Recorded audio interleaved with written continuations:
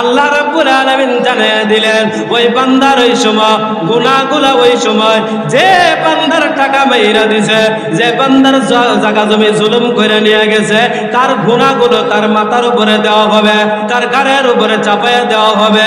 আল্লাহ রাব্বুল আলামিন জানিয়ে দিবেন এই দিন হজ কাজে আসবে না, নামাজ কাজে আসবে না, যাকাত কাজে আসবে না, দাওয়াতি কাজে আসবে না, বক্তাগিরি কাজে আসবে না, মুহাদ্দিসগিরি কাজে আসবে না, মসজিদের সভাপতি কাজে আসবে না, সেক্রেটারি কাজে আসবে না, মুহাদ্দিস সব কাজে আসবে না, বেপরদা মহিলারা ওইগুলা কাজে আসবে না, সমাজের মাতব্বর গুলা কাজে আসবে না, সরকার গুলা কাজে আসবে না। বলে কি কারণে?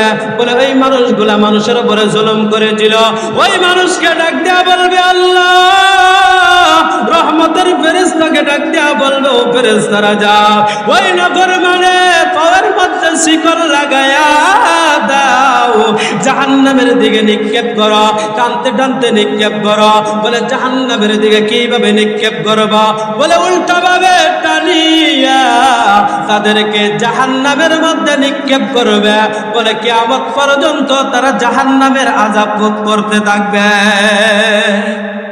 নাউজুবিল্লাহ। তাহলে যারা মনে করেন 1 টাকা খাইছেন মানুষের, এইটাও আরেকজনের হক, এটা কি সব গুনাহ আল্লাহ মাফ করে দিব, কিন্তু বান্দার হক মাফ করে না। 10 বছর নামাজ পড়ছেন না, মাফ করার মালিক কে? আরেক বেটার 1 টাকা খাইছেন, কিন্তু এই বেটার কাছে মাফ না চাইলে, এই বেটার টাকা যদি আপনি না দেন, কিয়ামত পর্যন্ত যদি আপনি সেজদা দেন, তারপরে কাজে আসবে। কারণ হলো মানুষের হক মেরে গেছে। আল্লাহ যেন আমাদেরকে বোঝার মতো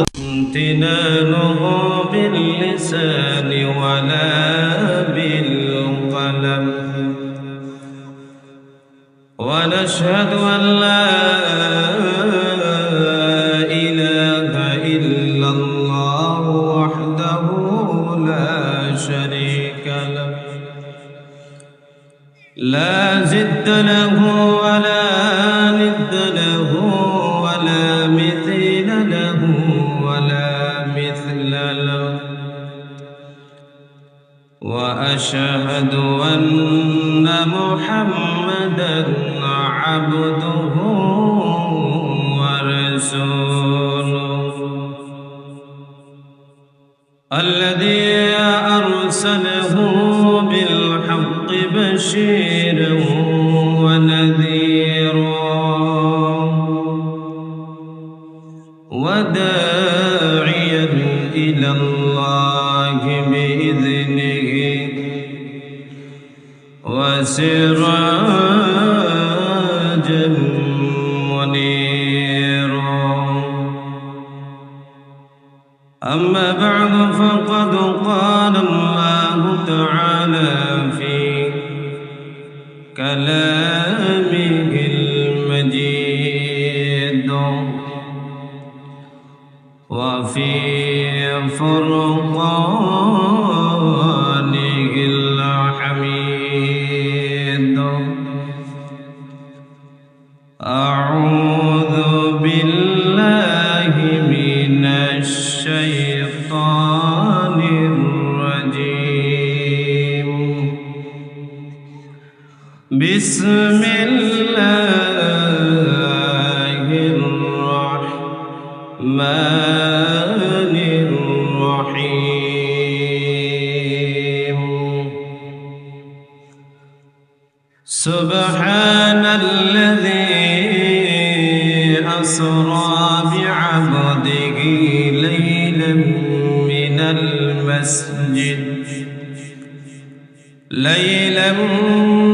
المسجد الحرام إلى المسجد الأقصى الذي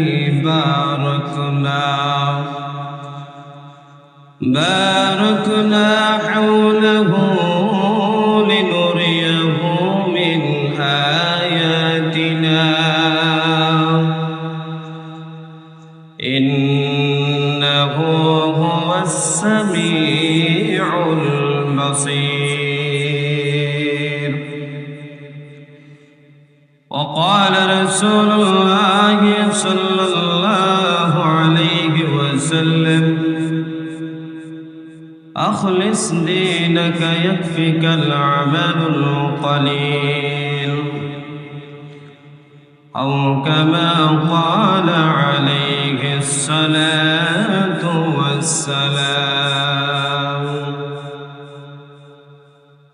صدق الله العظيم وصدق رسوله النبي الكريم،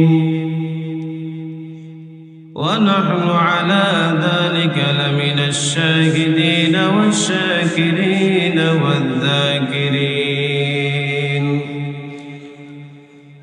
والحمد لله رب العالمين.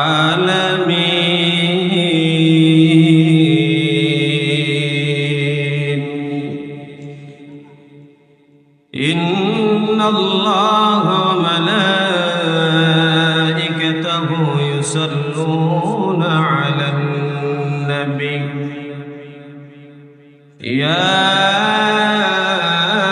أيها الذين آمنوا صلوا عليه وسلموا تسليما. اللهم سيدنا مولانا محمد وعلى آل سيدنا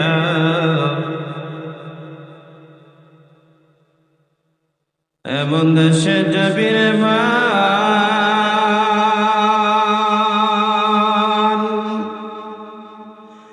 এমন সে দেশের নাই ঠিকানা, এমন করে শিবিরে মন, যে ঘরের নাই বিছানা। আল্লাহুম্মা সাইয়্যিদিনা মাওলানা মুহাম্মদ ওয়া আলা আলিহি মাওলানা মুহাম্মদ। নবী গো আপনার ভালোবাসা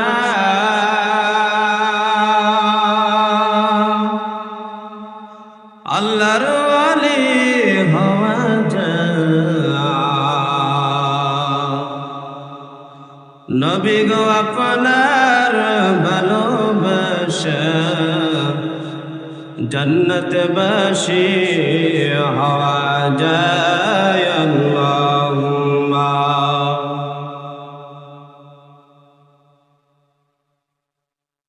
মাওলানা মুহাম্মদ ওয়া আলা আলিহি মাওলানা মুহাম্মদ। লা ইলাহা লা ইলাহা ইল্লাল্লাহ, লা ইলাহা ইল্লাল্লাহ, লা ইলাহা লা ইলাহা। আসমান জমিন গায়রুল্লাহ, চন্দ্র ও সূর্য গায়রুল্লাহ, শুধু তুমি মাবুদ এক আল্লাহ। লা ইলাহা ইল্লাল্লাহ, লা ইলাহা লা ইলাহা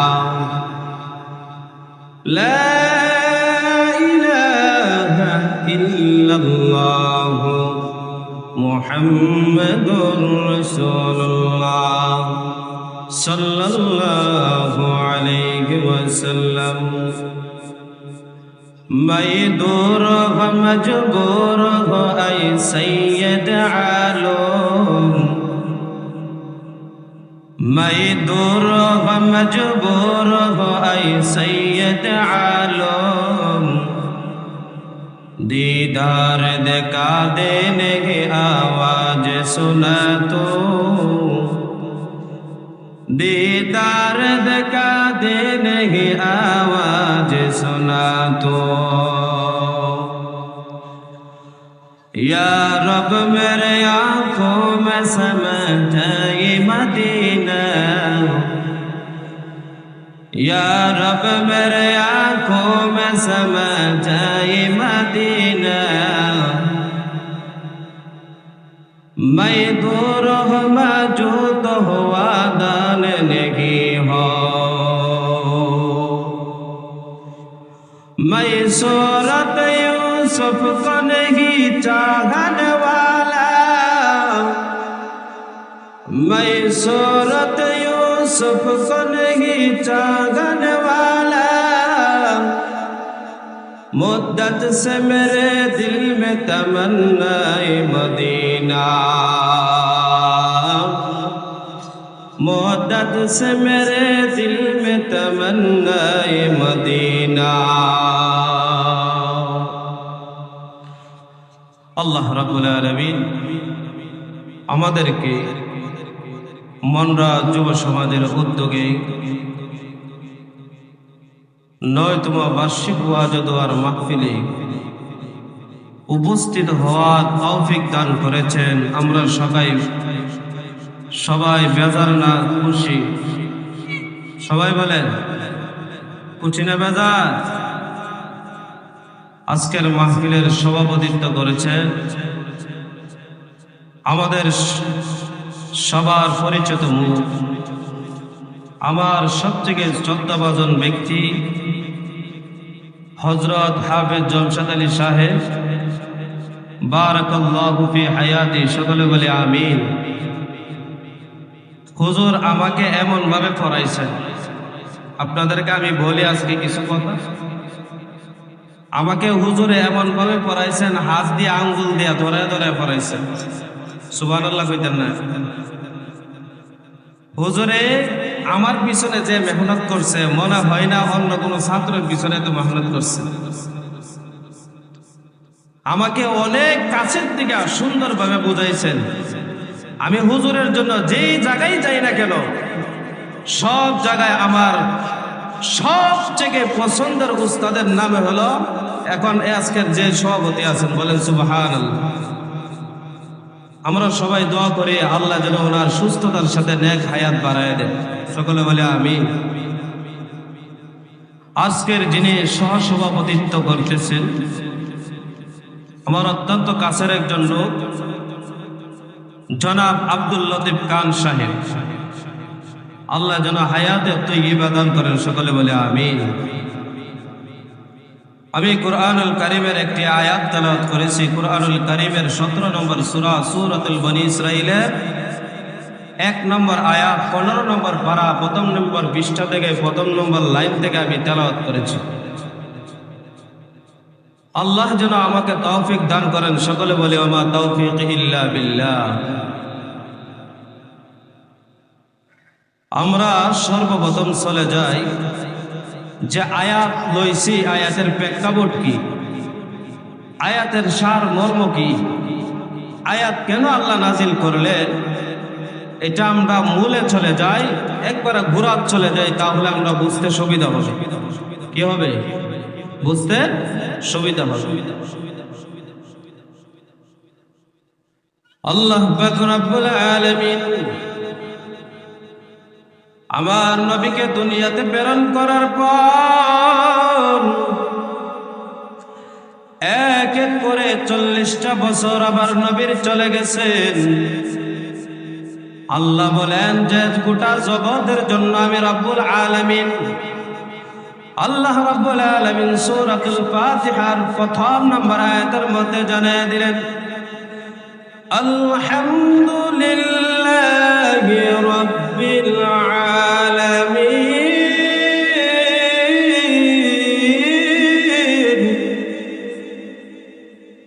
আল্লাহ বলেন তোমরা আমি আল্লাহর প্রশংসা করো, আমি রব্বুল আলামিনের প্রশংসা করো। পুরা জগতের পুরা বাউন্ডারি দুনিয়া যা কিছু আছে সকল কিছুর রব হলাম আমি আল্লাহ। সুবহানাল্লাহ কইতেন না? তারপরে আমার আল্লাহ জানিয়ে দিলেন সূরাতুল আম্বিয়ার মধ্যে আমি হলাম গোটা জগতের রব। আমার বন্ধুকে আমি বানাইছি গোটা জগতের জন্য রহমত। সুবহানাল্লাহ। আল্লাহ রাব্বুল আলামিন জানিয়ে দিলেন وما أرسلناك إلا رحمة للعالمين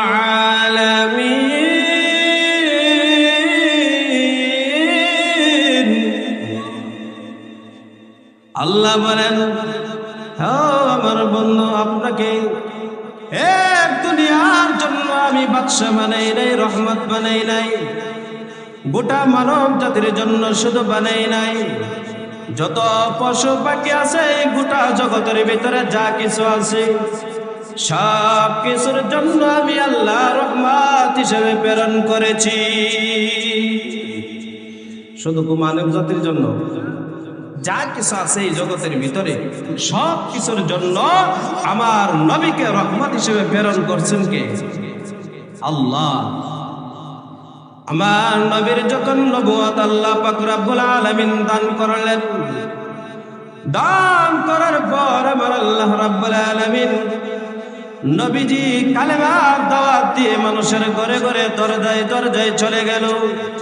মানুষের বাড়ি বাড়ি যখন চলে গেল, মানুষের বাড়ি বাড়ি যাওয়ার পরে একজন, দুইজন, তিনজন, চারজন করে কালেমা যখন পড়তে শুরু করলো, আমার নবী মানুষের দরজায় দরজায় গিয়া বলতেছে, এ মানব জাতি শুনিয়া নাও, আমার আল্লাহ আমাকে অর্ডার দিয়েছেন, ও মুহাম্মদ, ও আমার নবী, আপনি মানুষের দরজায় দরজায় গিয়া এক কালেমার দাওয়াত দেন।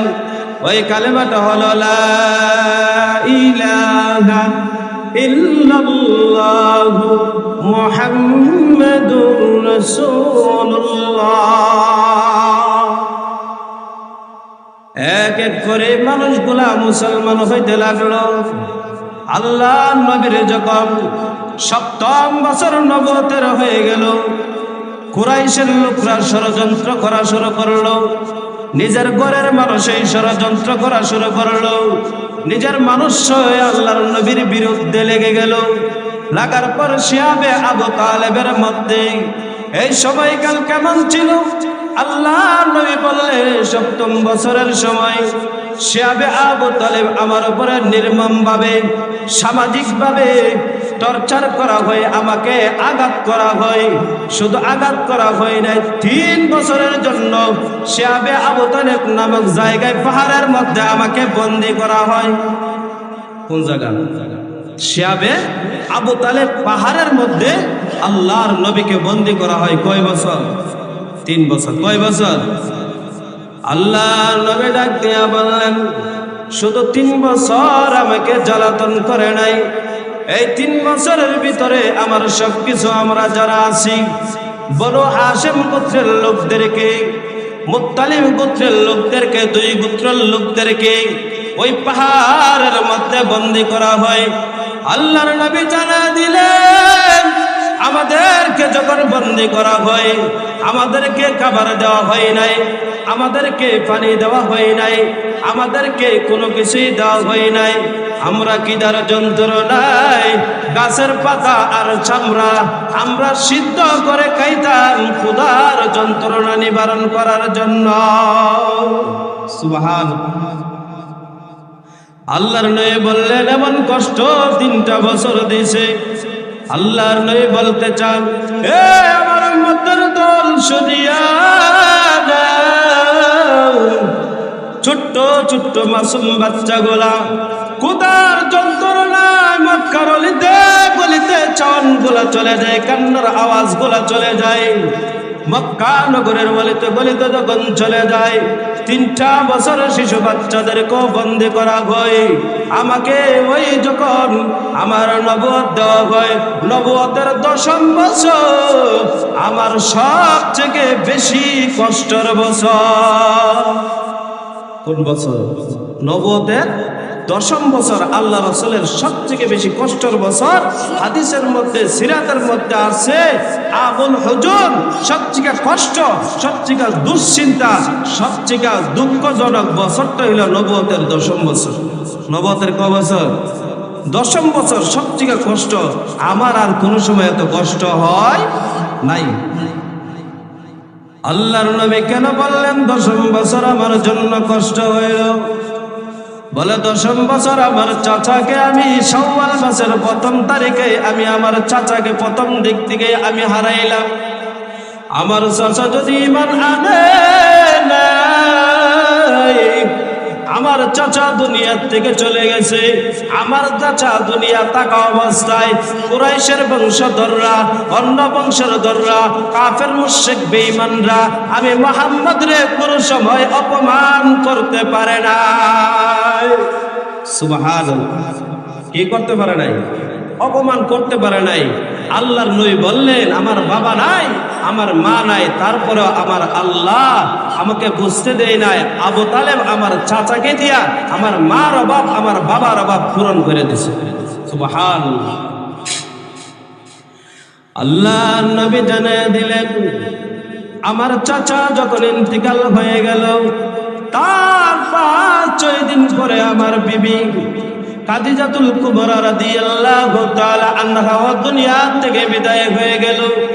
যে খাদিজা সর্বপ্রথম মুসলমান হয়েছিল, সর্বপ্রথম ঈমান এনেছিল, ওই খাদিজা আমাকে সাহস দিত, ও আমার স্বামী মুহাম্মদ, দুনিয়ার মানুষ যদি আপনার বিপক্ষে চলে যায়, আমি খাদিজা আপনার পক্ষে আছি।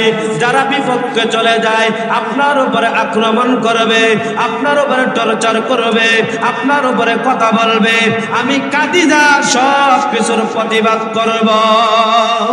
সুবহানাল্লাহ। খাদিজা যখন দুনিয়া থেকে চলে গেল, চাচা আব্দুল মুত্তালিব যখন চলে গেল, আবু তালেব যখন চলে গেল, আমার নয় বললেন কাফেররা, মুশরিকরা, বেঈমানরা, আমার বংশের লোকরা আমার উপরে নির্যাতন আরো বাড়াইয়া দিল, আমার উপরে চরম নির্যাতন বাড়াইয়া দিল। বলে কেমন নির্যাতন জানি? যখন আমি সিজদা অবস্থায় নামাজের মধ্যে থাকতাম, উটের নারী বড়িগুলা আমার উপরে চাপাইয়া দিত, আর তারা বলতো উটের নারী বড়ি যদি আমি মুহাম্মদের উপরে চাপাইয়া দে, সিজদা অবস্থায় সে মারা যাবে, দম আটকাইয়া মারা যাবে। আল্লাহ বলেন বন্ধু, তারা উটের নারী বড়ি দিয়ে আপনাকে মারতে পারবে না, আঘাত করতে পারবে। আপনি বন্ধু আমার দিকে ধৈর্য ধারণ করুন। সুবহানাল্লাহ। কার প্রতি ধৈর্য ধারণ করতে হবে? আল্লাহর প্রতি। আল্লাহ পাক রব্বুল আলামিন সূরাতুল বাকারার মধ্যে জানিয়ে দিলেন, ইয়া আইয়ুহাল্লাযীনা আমানুস্তাঈনু বিস-সাবরি ওয়াস-সালাহ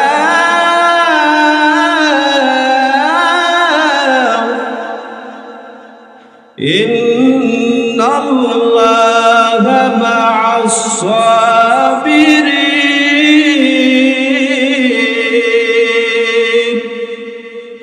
আল্লাহ বলেন হে ঈমানদাররা, তোমরা সালাতের মাধ্যমে, নামাজের মাধ্যমে, দরজার মাধ্যমে আমি আল্লাহর কাছে সাহায্য চাও।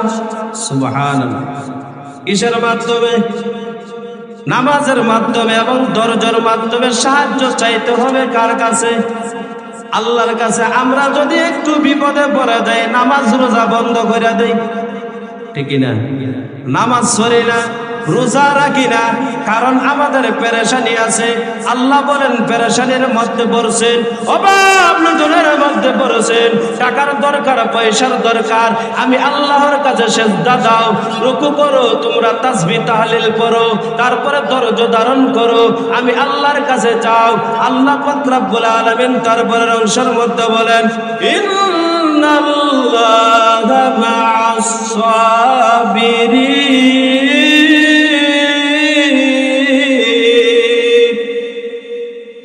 আল্লাহ বলেন নিশ্চয় আমি আল্লাহ ধৈর্যশীলদের সাথে আছি। সুবহানাল্লাহ। কার সাথে আছেন? নিশ্চয় ধৈর্যশীলদের সাথে আসেন। নিশ্চয় দিয়া কি বুঝলেন?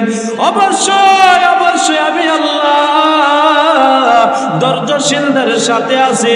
তোমরা যতই বিপদের মধ্যে পড়ো না কেন, কষ্টের মধ্যেই পড়ো না কেন, টাকার দরকার, পয়সার দরকার, বাড়ি গাড়ির দরকার, সন্তান মানুষ করতে চাও, তাহলে তোমরা কি করবা জানো? তোমরা আমি আল্লাহর কুদরতি পায়ে সিজদা দিয়ে দাও আর ধৈর্য ধরে নাও, আমি আল্লাহ তোমাদের সাথে আছি। সুবহানাল্লাহ কইতেন না?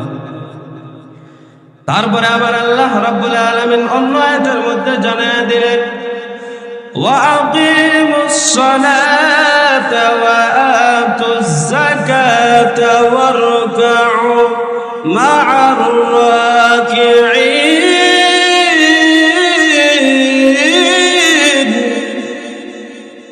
আল্লাহ রাব্বুল আলামিন জানিয়ে দিলেন, ওয়াকিমুস সালাতা, তোমরা সালাত কায়েম করো, ওয়া আতুজ যাকাতা, তোমরা যাকাত প্রদান করো, ওয়ারকাউ মা'আর রাকিঈন। আল্লাহ বলেন তোমরা রুকুকারীর সাথে রুকু করো। কারণ হলো 5 ওয়াক্ত নামাজ পড়লে জামাতের সাথে পড়ার কথা কে বললেন? কে বলছেন? আল্লাহ বলছেন রুকুকারীর সাথে রুকু মানে হলো জামাতের সাথে নামাজ পড়া। কিসের সাথে? রুকুকারীর সাথে রুকু মানে হলো জামাতে একজনের সাথে আরেকজন রুকু দেয়, আরেকজনের সাথে আরেকজন সিজদা দেয়। একলা হয় না, জামাত যদি পড়তে হয় 5 ওয়াক্ত নামাজ জামাতের সাথে পড়ার কথা কে বলছেন? আল্লাহ বলছেন। তাহলে আমরা জামাতের সাথে নামাজ পড়ব তো? এই যে ওয়াজ দিছেন, প্যান্ডেল বানাইছেন, যা কিছুই করতেছেন, মূল হলো নামাজ। মূল কিটা? মূল হলো নামাজ। যদি সারা জীবন ওয়াজ করান আর নামাজ না পড়েন, ওয়াজে আপনার কাজ হইতো না। ওয়াজে কি হবে না? কাজ হইব ওয়াজে? ওয়াজে কোনো কাজে আসবে না যদি 5 ওয়াক্ত নামাজ না পড়েন। আল্লাহর নবী বললেন, আমার চাচা চলে গেল, আমার বিবি খাদিজাতুল কুবরা রাদিয়াল্লাহু তাআলা আনহা চলে গেল। তারপরে কাফের মুশরিকরা আমার উপরে পরম প্রতিশোধ নেওয়ার জন্য আমার উপরে লেগে গেল। ওঠেন নারী ভরে যখন আমার উপরে দিল, তারা মনে করছে মুহাম্মদ দুনিয়ার থেকে বিদায় হয়ে যাবে। তারা শুধু এতটুকু নির্যাতন করে নাই, আল্লাহর নবী যেই দিকে রাস্তার দিকে হাঁটবে ওই দিকে তারা কাটা বিছায়া দিত। শুধু কাটা বিছায়া দেয় না, আমার নবী যেই বাসার মধ্যে থাকতো, যে রুমের মধ্যে থাকতো, এই রুমের দরজার সামনে গিয়া ময়লা আবর্জনা ফালাইয়া আসতো। আল্লাহর নবী বললেন, এক এক করে বলতে গেল 100টার উপরে তারা নির্যাতন করত। আল্লাহর নবী জানায়া দেন, আমি যখন আমার আত্মীয় স্বজনের কাছ থেকে, প্রতিবেশীর কাছ থেকে, আমার রক্তের মানুষের কাছ থেকে যখন এই টর্চারিং আমি পাইলাম, দুঃখ যখন পাইলাম, কষ্ট যখন পাইলাম, আমি তখন নতুন একটা সন্ধান নিলাম। তায়েফের ময়দানের দিকে আমি রওনা হয়ে গেলাম দাওয়াত দেওয়ার জন্য। সুবহানাল্লাহ। কোন দিকে গেলেন? তায়েফের ময়দানের দিকে যখন গেলাম, তায়েফের বড় বড় লিডাররা আমি দাওয়াত দিলাম, তোমরা পড়ো এক আল্লাহর ইবাদতের কথা বলি, আমি এক তাওহীদের দাওয়াত আমি দেই। বলে কেমন দাওয়াত দেন? বলতেছে লা ইলাহা ইল্লাল্লাহু মুহাম্মাদুর রাসূলুল্লাহ সাল্লাল্লাহু আলাইহি ওয়াসাল্লাম। আল্লাহর নবী যখন দাওয়াত দিলেন, তায়েফের বড় বড় লিডাররা আমার নবীকে চরম ধরনের বেয়াদবি করছে। আমার নবীর সঙ্গে কত ধরনের আঘাতের কথা বলছে, অপমান করলো, অপদস্থ করলো। ওই লিডাররা না পারার কারণে যুবকদেরকে, যারা যুবক ছিল তাদেরকে আমার নবীর পিছনে লেলিয়ে দিল। আমার নবীর গায়ের মধ্যে রক্তর আঘাত করলো, পাথরের আঘাত করলো। করার সাথে সাথে আমার নবীর গায়ে দিয়া রক্ত মুবারক বাহির হইয়া জমিনে পড়তে লাগলো। নাউজুবিল্লাহ। আল্লাহর নবী জানে দেন, যখন রক্তগুলা পড়লো, ওই পাহাড় নির্মাণ করার, পাহাড় ধরার জন্য কিছু ফেরেশতা আছে। ওই ফেরেশতারা আমার নবীকে ডাক দিয়া বলে, ও নবী, আপনি যদি বলেন তাহলে এই পাহাড়টা আমরা চূর্ণ বিচূর্ণ করিয়া একটা আছার দিব, দেওয়ার সাথে সাথে তায়েফবাসীকে, ওই তায়েফের মানুষদেরকে একেবারে শেষ করে দিব। সুবহানাল্লাহ। কি করে দিবে? একবারে তায়েফবাসী যারা আছে সবাইকে শেষ করে দিবে। আল্লাহর নবী ডাক দিয়া বললেন, ও ফেরেশতা, যদি তাদেরকে শেষ করে দেওয়া হয় তাহলে আমি মুহাম্মদ কার কাছে কালেমার দাওয়াত নিয়ে যাব? তারা যদি দুনিয়ার মধ্যে থাকে তাহলে তাদেরকে কালেমার দাওয়াত দিব, তাদের মধ্যে ভালো কিছু হতে পারে, ঠিক কিনা? তাদের দ্বারাতে ভালো কিছু হবে কিনা? অবশ্যই তাদের জন্য ভালো কিছু হওয়ার আছে না নাই? আল্লাহর নবী উম্মতের জন্য কত ব্যথায় ব্যতীত হয়ে বললেন যে না, তারা আমাকে আঘাত করছে, একদিন না একদিন তাদের মধ্যে বুঝ আসবে, আকল আসবে, তাদের মধ্যে জ্ঞান আসবে, আর বলবে আমরা অন্যায়ভাবে একজনের উপরে আঘাত করছি, তাদের ছেলে সন্তানগুলো একদিন ঈমান আনবে। বলেন সুবহানাল্লাহ।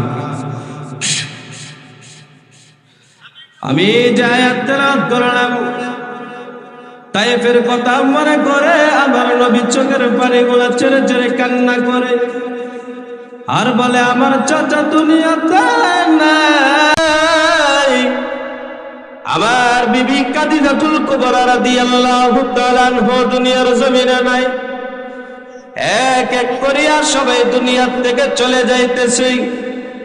দুইজন আমার প্রিয় ব্যক্তি ছিল, আমার চাচা আবু তালেব, দুই নাম্বার খাদিজাতুল কুবরা রাদিয়াল্লাহু তাআলা আনহা আমার স্ত্রী।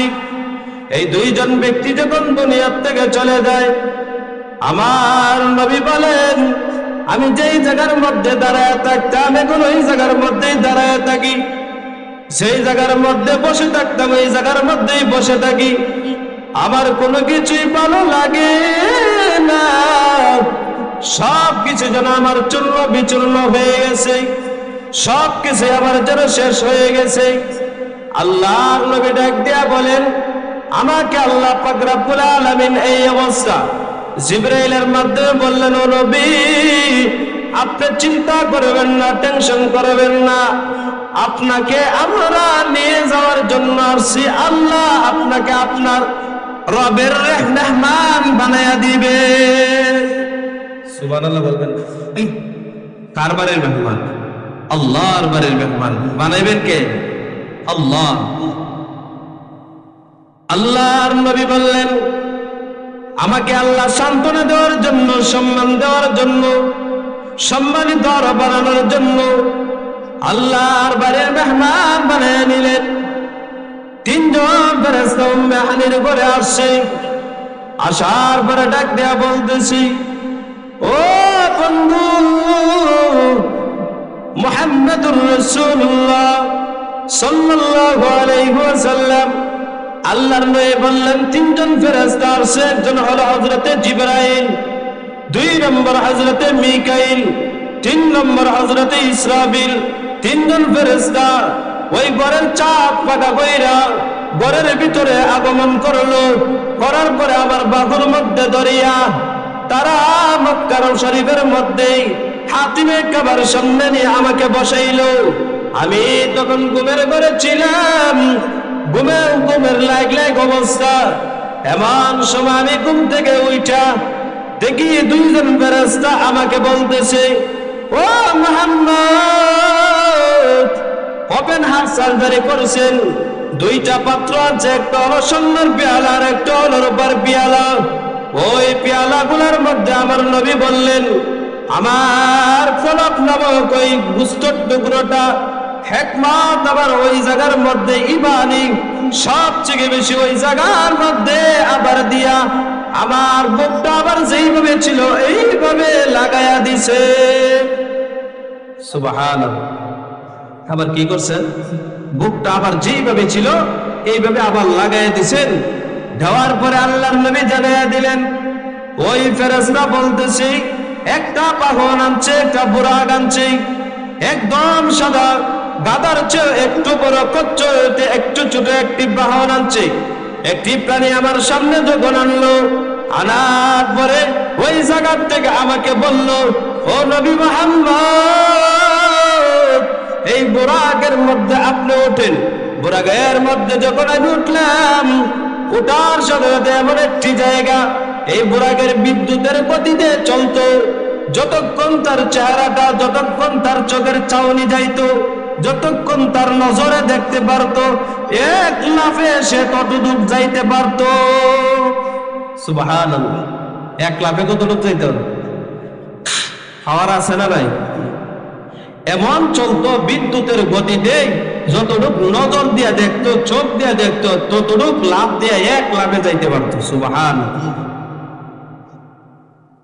আল্লাহর নবী বললেন, আমাকে এই বাহনের মধ্যে তোলা হইল। তোলার পরে এমন একটি জায়গার মধ্যে নিয়ে গেল। বলে ওই জায়গাটা কেমন ছিল জানো? জিবরাইল আমাকে ডাক দেয়া বলতেছি, ও নবী মুহাম্মদুর রাসূলুল্লাহ সাল্লাল্লাহু আলাইহি ওয়াসাল্লাম, আপনি যে জায়গার মধ্যে আছেন ওই জায়গার মধ্যে থেকে নামেন। নামার পরে ওই জায়গার মধ্যে 2 রাকাত সালাত আদায় করেন। কয় রাকাত? আমরা সবাই করে কয় রাকাত? 2 রাকাত সালাত আদায় করার জন্য বললেন। 2 রাকাত সালাত আদায় করলেন। আল্লাহর নবী ডাক দিয়া বললেন, জিবরাইল, এইটা কোন জায়গার মধ্যে নামলাম, কোন জায়গায় সালাত আদায় করলাম? জিবরাইল আমিন ডাক দিয়া বললেন, ইয়া রাসূলুল্লাহ, ইয়া হাবিবাল্লাহ, ও নবী, এইটা এই জায়গা, যেই জায়গার মধ্যে আপনি পরবর্তীতে হিজরত করে আসবেন, এইটা হলো ইয়াসরিব নামক জায়গা। আপনি আসার পরে আর ইয়াসরিব থাকবে না, এটা হয়ে যাবে মদিনাতুর রাসূল। সুবহানাল্লাহ কইতে হবে। এই জায়গা কি হবে? মদিনাতুর রাসূল, মানে রাসূলের বাসস্থান হয়ে যাবে। বলেন সুবহানাল্লাহ। আল্লাহর নবী বললেন, জিবরাইল আমিন আমাকে বললেন, ইয়া রাসূলুল্লাহ, ইয়া হাবিবাল্লাহ, বুরাকের মধ্যে আপনি ওঠেন। বুরাকের মধ্যে ওঠার পরে ওই জায়গা থেকে আবার নিয়ে এমন একটি পাহাড়ের মধ্যে উঠাইলেন। পাহাড়ের মধ্যে ওঠার পরে জিবরাইল আমিন ডাক দিয়া বললেন, ও নবী মুহাম্মদ, ইয়া রাসূলুল্লাহ, ইয়া হাবিবাল্লাহ, পাহাড়ের মধ্যে নামেন, 2 রাকাত সালাত আদায় করেন।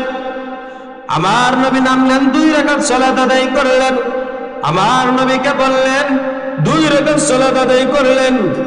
জিবরাইল আমিনকে বলতেছেন, ও জিবরাইল আমিন, এই জায়গাটা কোন জায়গা? বলে এই জায়গাটা হলো তুর পাহাড়, যেই জায়গার মধ্যে দাঁড়ায়া হযরত মূসা আলাইহিস সালাতু ওয়াস সালাম আল্লাহর সাথে কথা বলতেন। কার সাথে? আল্লাহর সাথে মূসা নবী কি করতেন? কথা বলতেন। জিবরাইল আমিন বললেন, ইয়া রাসূলুল্লাহ, ইয়া হাবিবাল্লাহ, নবী গো, আপনি বুরাকের মধ্যে উঠেন। বুরাকের মধ্যে উঠলেন, এক টানে আপনার বাইতুল মুকাদ্দাসের মধ্যে নিয়ে নামায়া দিলেন। সুবহানাল্লাহ। কোন জায়গার মধ্যে? বাইতুল মুকাদ্দাস। বাইতুল মুকাদ্দাসে গেলেন, মসজিদে হারাম থেকে মসজিদে আকসা পর্যন্ত। এটা আমার আল্লাহ কোরআনের মধ্যে তুলে দিয়েছে। কোন জায়গার মধ্যে? সুবহানাল্লাযী আসরা বিআবদিহি লাইলাম মিনাল মাসজিদিল হারাম।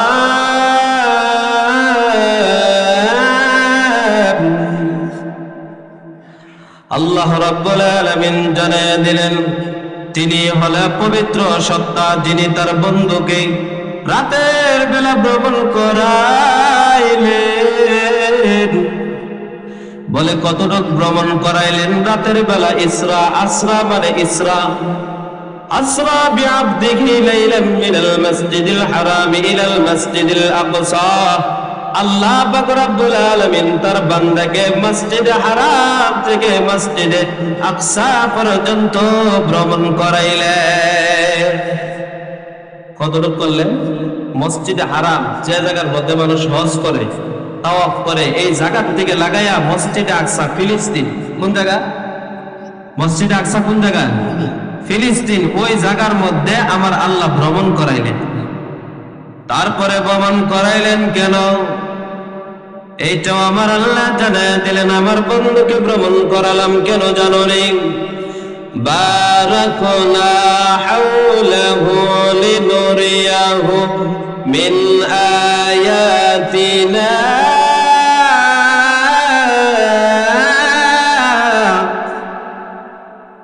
আল্লাহ পাক রব্বুল আলামিন জানিয়ে দিলেন, মসজিদের আকসার চারপাশ আমি বরকতে ভরপুর করে দিয়েছি। মসজিদে আকসার চারপাশ বরকত করে দিয়েছেন কে? আল্লাহ। তারপরে আবার আল্লাহ জানিয়ে দেন, ইন্নাহু হুয়াস সামিউল বাসীর।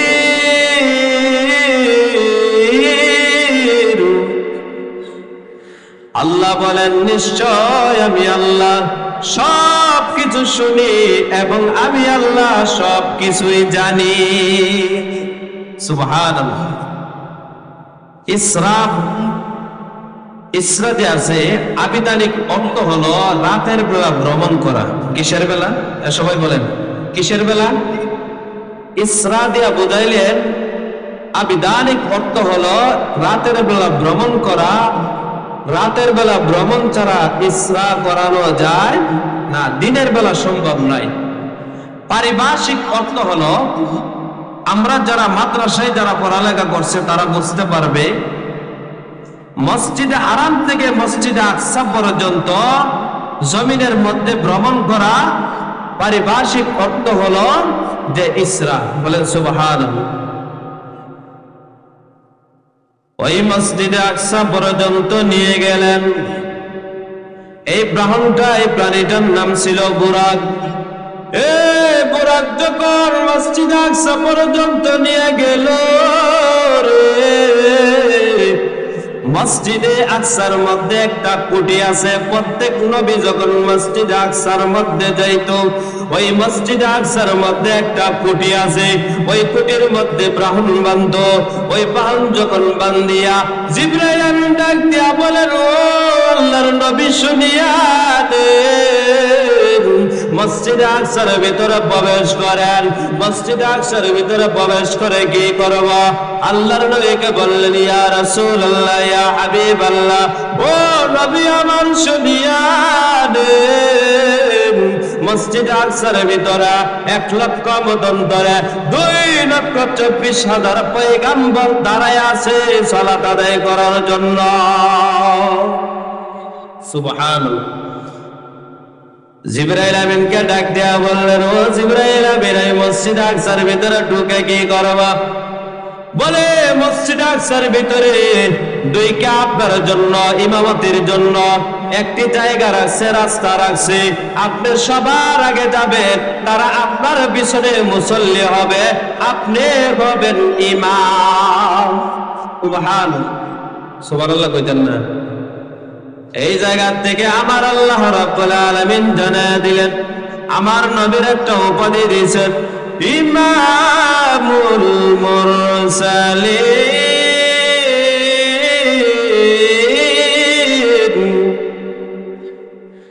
আল্লাহ রাব্বুল আলামিন আমার নবীকে একটা উপাধি দিয়েছে, সকল নবীদের ইমাম। সুবহানাল্লাহ। সকল নবীদের কি? ইমাম। সকল নবীদের ইমাম। আল্লাহ নবী জানাদের, ও জিবরাইল, এখানে যাব 1,00,000 মতান্তরে 2,24,000 পয়গম্বর নবী রাসূল আছে, তারা কি ইমামতি করবে না? বলে না, আপনাকে রেখে তারা ইমামতি করবে না। 2 রাকাত সালাত আদায় করছে, ফজরের আগ মুহূর্তে তাহাজ্জুদের নামাজ আদায় করছে। ওই জায়গার মধ্যে সকল নবী রাসূলরা, হযরত ইব্রাহিম আলাইহিস সালাতু ওয়াস সালাম একটি কোণার মধ্যে সকল নবী নবীদেরকে নিয়ে একটা পরামর্শ সুবাচ্য বক্তব্য দিবে, এমন একটা সেমিনার করছে, এমন একটা ফাংশন করছে, এমন একটা বক্তব্য দেওয়ার স্টেজ করছে।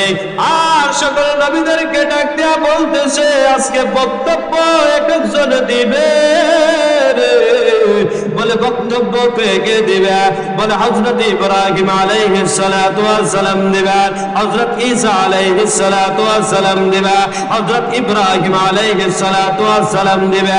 এক এক করে বক্তব্য দিতে দিতে হযরত ইব্রাহিম নবী পর্যন্ত বক্তব্য দেওয়া শেষ হয়ে গেল। আমার নবীকে ডাক দিয়া বলেন পয়গাম্বর, আপনি বক্তব্য দেন, শুভেচ্ছা অনুযায়ী আপনি একটা বক্তব্য দেন। আমার নবী এমন সুন্দর বক্তব্য দিলেন, 1,00,000 মতান্তরে 2,24,000 পয়গম্বর নবী রাসূলরা আমার নবীর চেহারার দিকে তাকায় রয়েছে। কত সুন্দর ভাবে কথা বলে রে, মুখের ভাষা কত সুন্দর, ব্যবহার কত সুন্দর, কত মাধুর্য ভাষায় ব্যবহার করিয়া মানুষদেরকে বুঝাইতেছে। হযরত ইব্রাহিম নবী ডাক দিয়া বলতেছে, ও নবী রাসূল, আমার সন্তানেরা শুনিয়া দাও, তার মুখের ভাষা শুনিয়া দেব। বোঝা গেল তিনি ছাড়া আর কেউ রহমাতুল লিল আলামিন হতে পারে না, কারণ হলো তিনার ভাষা ব্যবহারে বোঝা যায়। তার মুখের ভাষা এত সুন্দর, নম্র ভদ্র, কত সুন্দর মাধুর্য ভাষা তার মুখের মধ্যে আছে। ইব্রাহিম নবী জানিয়ে দিলেন এই নবীকে রাহমাতুল লিল আলামিন শেষ নবী হিসাবে আল্লাহ পছন্দ করে বানাইলেন, আল্লাহ শেষ নবী হিসেবে পাঠাইলেন। একমাত্র কারণ হলো এই নবীর মতো চরিত্র অত সুন্দর আর পৃথিবীর জমিনে কাউকে দেওয়া হয় না। আমার নবীর চরিত্রের সার্টিফিকেট আমার আল্লাহ দিয়েছেন। কে দিয়েছেন? আল্লাহ দিয়ে দিয়েছেন। তারপরে জানিয়ে দিলেন একটা হলো হাবিবুল্লাহ, আর একটা হলো খলিলুল্লাহ। একটা কি? হাবিবুল্লাহ, আরেকটা হলো খলিলুল্লাহ। হাবিবুল্লাহ হলো আমার নবীর উপাধি, খলিলুল্লাহ হলো হযরত ইব্রাহিম আলাইহিস সালাতু ওয়াস সালামের উপাধি। আল্লাহ রাব্বুল আলামিন জানিয়ে দিলেন হাবিবুল্লাহ আমার বন্ধু, খলিলুল্লাহ আমার বন্ধু। কারণ হলো হাবিবুল্লাহ আর খলিলুল্লাহর মধ্যে পার্থক্য হলো খলিলুল্লাহ আমি আল্লাহকে ভালোবাসে রে, আর হাবিবুল্লাহকে আমি আল্লাহ নিজে ভালোবাসি। সুবহানাল্লাহ কইতেন না? হাবিবুল্লাহকে কে ভালোবাসে? আর খলিলুল্লাহ আল্লাহকে ভালোবাসে। আল্লাহ বলে আমি ইব্রাহিমকে ভালোবাসি না, আমি স্বয়ং আমি আমার হাবিবুল্লাহকে ভালোবাসি। সুবহানাল্লাহ। শুধু ভালোই বাসেন না,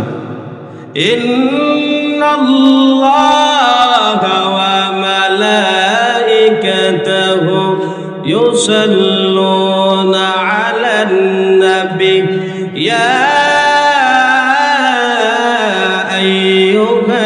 আইয়ুহাল্লাযীনা আমানু সাল্লু আলাইহি ওয়া সাল্লিমু তাসলিমা।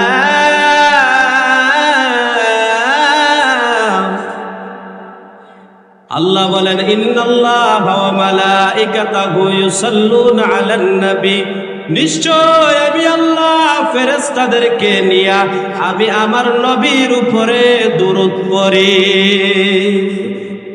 অন্য কোন নবীর উপরে দুরূদ পড়ে না। পড়েন কার উপরে? হাবিবুল্লাহর উপরে। বলেন সুবহানাল্লাহ। আল্লাহ পাক রব্বুল আলামিন জিবরাইল আমিনকে ডাক দিয়া বললেন, জিবরাইল বাইতুল মুকাদ্দাস থেকে বাহির হয়েছে কিনা? জিবরাইল আমিন আল্লাহকে ডাক দিয়া বললেন, আল্লাহ আপনার বন্ধু হাবিবুল্লাহ বাইতুল মুকাদ্দাস থেকে বাহির হয়েছে। জিবরাইলকে আমার আল্লাহ ডাক দিয়া বলো, জিবরাইল যাও, 2টা পেয়ালা নিয়ে যাও। একটার মধ্যে থাকবে শরাব, আরেকটার মধ্যে থাকবে দুধ। শরাব অর্থ হলো মদ, শরাব অর্থ কি?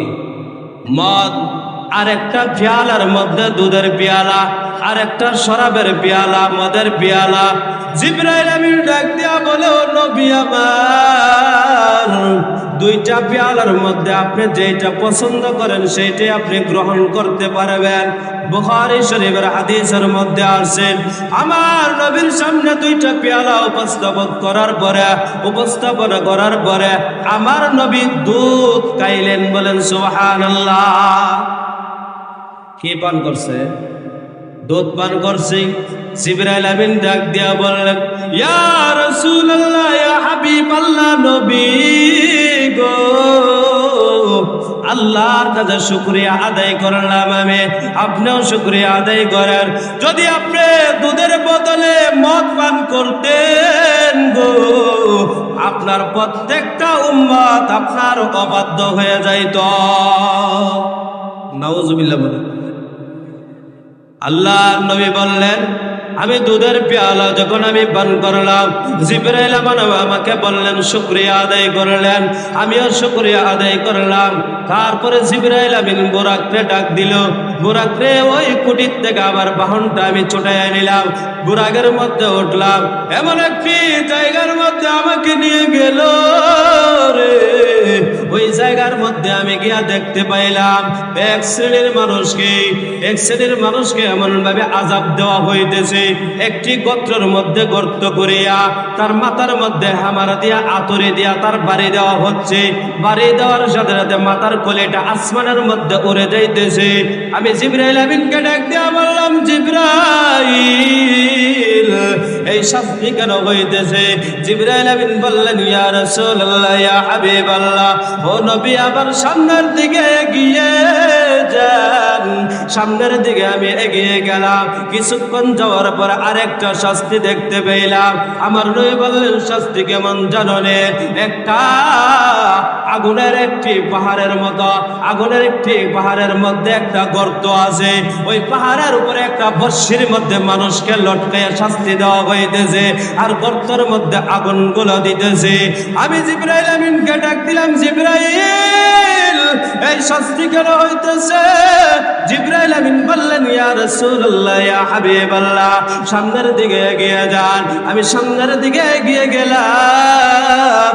কিছুক্ষণ যাওয়ার পরে আমি দেখতেছি একদল মানুষকে এমন ভাবে শাস্তি দেওয়া হইতেছে, বর্ষির মধ্যে মাছ যেমন ভাবে লটকা থাকে, ঠিক তেমনি ভাবে বর্ষির মধ্যে মাছ লটকানো অবস্থায়, ওই মাছের মধ্যে মানুষ যেমন ভাবে লটকা থাকে, মাছ যেমন ভাবে লটকা অবস্থা থাকে, লটকানো অবস্থায় এমন ভাবে মানুষকে শাস্তি দেওয়া হইতেছে, নিচের দিক দিয়ে আগুন দেওয়া হইতেছে। আল্লাহর নবী বললেন, জিবরাইল, এমন শাস্তি কেন দেওয়া হইতেছে? জিবরাইল আমিন বললেন, ইয়া রাসূলুল্লাহ, সামনের দিকে এগিয়ে যান। আল্লাহর নবী বললেন, আমি সামনের দিকে এগিয়ে গেলাম। সামনের দিকে এগিয়ে যখন গেলাম, গিয়ে দেখলাম এক শ্রেণী মানুষকে পরার দ্বারা তার এক গাল ছিঁড়তেছে। এক গাল ছিঁড়ার সাথে সাথে অন্য গাল ছিঁড়তে যাবে, ওই গাল ভালো হয়ে যায়, অন্য গালের মধ্যে ছিঁড়ে ওই গাল আবার ভালো হয়ে যায়। জিবরাইল আমিনকে বললাম, ও জিবরাইল আমিন, এমন ভাবে শাস্তি দেওয়া হইতেছে কেন? আল্লাহর নবীকে বলতেছেন, ইয়া রাসূলুল্লাহ, ইয়া হাবিবাল্লাহ, ও নবী আমার, সামনের দিকে এগিয়ে যান। আমি যখন সামনের দিকে এগিয়ে গেলাম, এমন একটি জায়গা পাইলাম রে উম্মতের দল। আমার নবী সতর্ক করে দিতে যায়, উম্মতের দল এমন একটি জায়গার মধ্যে গেলাম, যে জায়গার মধ্যে শুধু রক্ত আর রক্ত। এই রক্তকে বলা হয় রক্তর নদী। কিসের নদী? সবাই বল না, কিসের নদী? রক্তর নদী। ওই রক্তর নদীর মধ্যে যখন গেলাম, এমন সময় মানুষদেরকে দেখলাম রক্তর নদীর মাঝখান থেকে মানুষগুলা উঠা উঠা পাড়ের মধ্যে আসে। পাড়ের মধ্যে আসবে এমন সময় পাথর দিয়া নিক্ষেপ করে আঘাত করে আবার মধ্যখানে চলে যায়। মধ্যখানে যখন চলে যায়, আমি নবী মুহাম্মদুর রাসূলুল্লাহ সাল্লাল্লাহু আলাইহি ওয়াসাল্লাম জিবরাইল আমিনকে ডাক দিয়া বললাম, ও জিবরাইল আমিন, তাদেরকে এমন শাস্তি দেওয়া কেন হইতেছে? জিবরাইল আমিন বললেন, ইয়া রাসূলুল্লাহ, ইয়া হাবিবাল্লাহ, শাস্তির কথা আপনাকে পরে বলবো, আপনি সামনের দিকে এগিয়ে যান। আল্লাহর নবী বললেন, আমি যখন সামনের দিকে এগিয়ে গেলাম, এমন একটা সুন্দর বাগান বাড়ি দেখলাম, এমন একটা বাড়ি দেখলাম। জিবরাইল আমাকে বলতেছে, ইয়া রাসূলুল্লাহ, বাড়িটা কেমন দেখা যায়? বলে, বাড়িটা এমন সুন্দর, ঘরটা এমন সুন্দর। আমার নবী বলতেছে, বাড়িটা তো জামিল, সুন্দর সুন্দর। সুবহানাল্লাহ। বাড়িটা কি? বাড়িটা বড় সুন্দর দেখা যাইতেছে। জিবরাইল আমিন ডাক দিয়া বললেন, ইয়া রাসূলুল্লাহ, ইয়া হাবিবাল্লাহ, নবী গো, আপনি বাহির থেকে এত সুন্দর বলতেছেন, ভিতরটা যদি দেখেন আপনার মন জোড়ায়া যাবে। সুবহানাল্লাহ। ভিতরটা দেখলে কি? মন, প্রাণ, কলিজা সবকিছু ঠান্ডা হয়ে যায়। সুবহানাল্লাহ। আল্লাহর নবী বললেন, আমি বাহির থেকে ঘরটা দেখলাম, বাড়িটা দেখলাম, আমার কাছে বড় চমৎকার লাগলো। চারদিক দিয়া বড় সুন্দর ফুল বাগান, কত সুন্দর সাজসজ্জা করে রাখলো। ঘরের ভিতরে যখন ঢুকলাম, আমি আর এই ঘর থেকে বাহির হতে চাই না। জিবরাইল আমিন বললেন, ইয়া রাসূলুল্লাহ, ইয়া হাবিবাল্লাহ, নবী গো, এই ঘর আপনার জন্য না, এই ঘর আপনি থাকবেন না। এই ঘর থেকে আপনি আস্তে করে বাহির হয়ে যান। আপনি ঘর থেকে বাহির হওয়ার পরে জিবরাইল আমিন ডাক দিয়া বললেন, ইয়া রাসূলুল্লাহ, ইয়া হাবিবাল্লাহ, নবী গো, এই ঘরটা কার? বললেন, এই ঘরটা হলো আপনার উম্মতের জন্য। জিবরাইল আমিন ডাক দিয়া বললেন, ইয়া রাসূলুল্লাহ, ইয়া হাবিবাল্লাহ, তাহলে প্রথম থেকে আপনি শুনেন, আমি জিবরাইলে বর্ণনা করি। সুবহানাল্লাহ। বর্ণনা করতেছেন কে? জিবরাইল। বর্ণনা করতেছেন কে?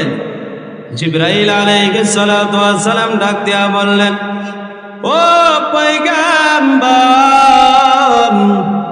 ওই যে সর্বপ্রথম আপনি দেখলেন এক গরু মানুষদেরকে, এক শ্রেণী মানুষদেরকে মাথার মধ্যে আঘাত করে করার সাথে সাথে তাদের মাথার কলিটাকে আসমানের মধ্যে লেগে যায়, আবার স্বাভাবিকভাবে আবার ফিট হয়ে যায়। কিয়ামত পর্যন্ত জানেননি? আল্লাহর নবীকে বলতেছে, ও নবী, ও নবী, আপনি জানেননি কতদিন পর্যন্ত তাদের শাস্তি চলবে? বলে, কতদিন পর্যন্ত শাস্তি চলবে? বলে, কিয়ামত পর্যন্ত তাদের শাস্তি চলবে। বলে, কিসের জন্য? জিবরাইল আমিন ডাক দিয়া বললেন, ইয়া রাসূলুল্লাহ, ইয়া হাবিবাল্লাহ, নবী গো, দুইটা কারণে তাদের শাস্তি হইতেছে। কয়টা কারণে? সবাই বলেন কয়টা? সবাই মনোযোগ দিয়ে শুনবে। এক নাম্বার কারণ হলো, আল্লাহ নবী বিশ্ব নবী রাহমাতুল লিল আলামিনকে জানিয়ে দিলেন, ও পয়গম্বর, এক নাম্বার কারণ হলো, যারা ঘুমকে আরাম বানায়া ফজরের নামাজ বাদ দিয়া দিত, ফজরের নামাজ পড়তো না, এরকম লোক নাই মনে এলাকাতে আসেনি? ফজরের নামাজ পড়ে না, আছে না নাই? আল্লাহর নবী বললেন, যারা ফজরের নামাজ পড়ে না, তাদের মাথার মধ্যে হেমার দিয়া, আতর দিয়া পানি দেওয়া হবে, ওই আযাবটা দেওয়া হবে। এক নাম্বার, যারা ফজরের নামাজ পড়তো না, মুয়াজ্জিন আজান দেয়, 4 বেলা আজান দেয়, আসসালাতু খায়রুম মিনান নাওম বলে না? বলে। কয় ওয়াক্ত বলে? আসসালাতু খায়রুম মিনান নাওম।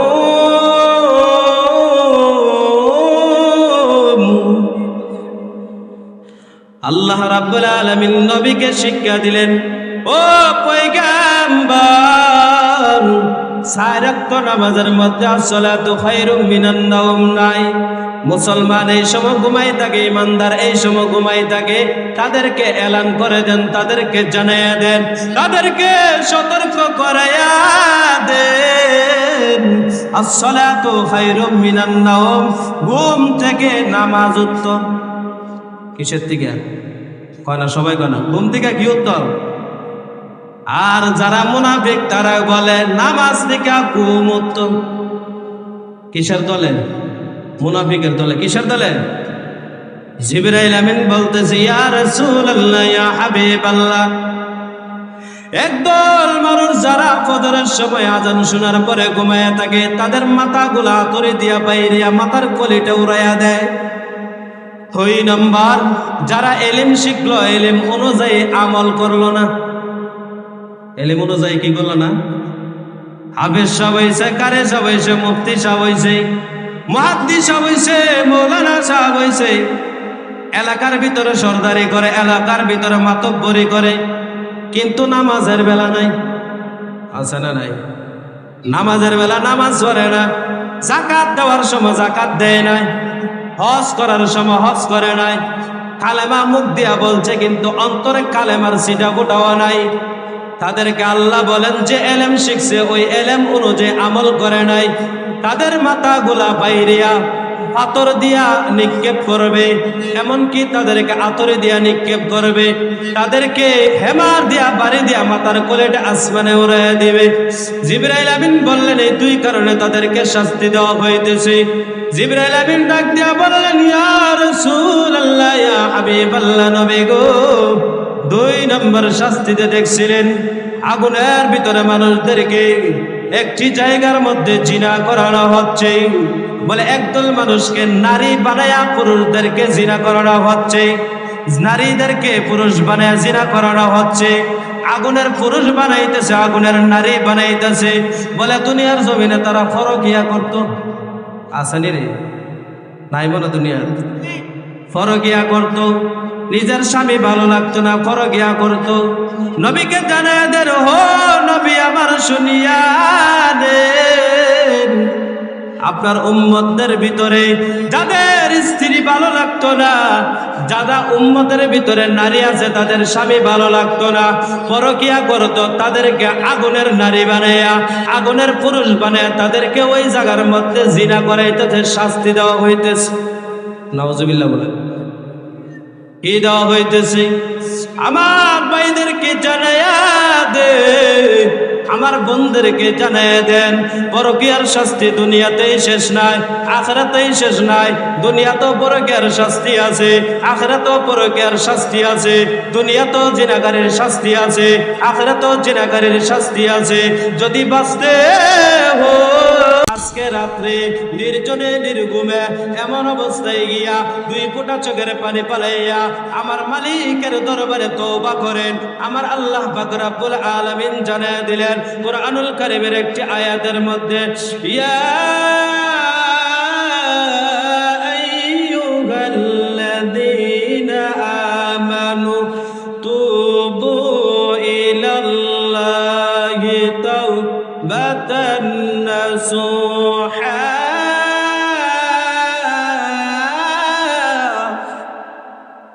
আল্লাহ বলেন তোমরা তওবা নাসুহা করো, কাটি তওবা, দিলটা পরিষ্কার করে, অন্তরটা পরিষ্কার করে তোমরা যদি তওবা করতে পারো, 3টা জিনিস সামনে নিয়ে যদি তোমরা তওবা করতে পারো, যত ধরনের গুনাহ হোক না কেন আমি আল্লাহ রাব্বুল আলামিন মাফ করে দিব।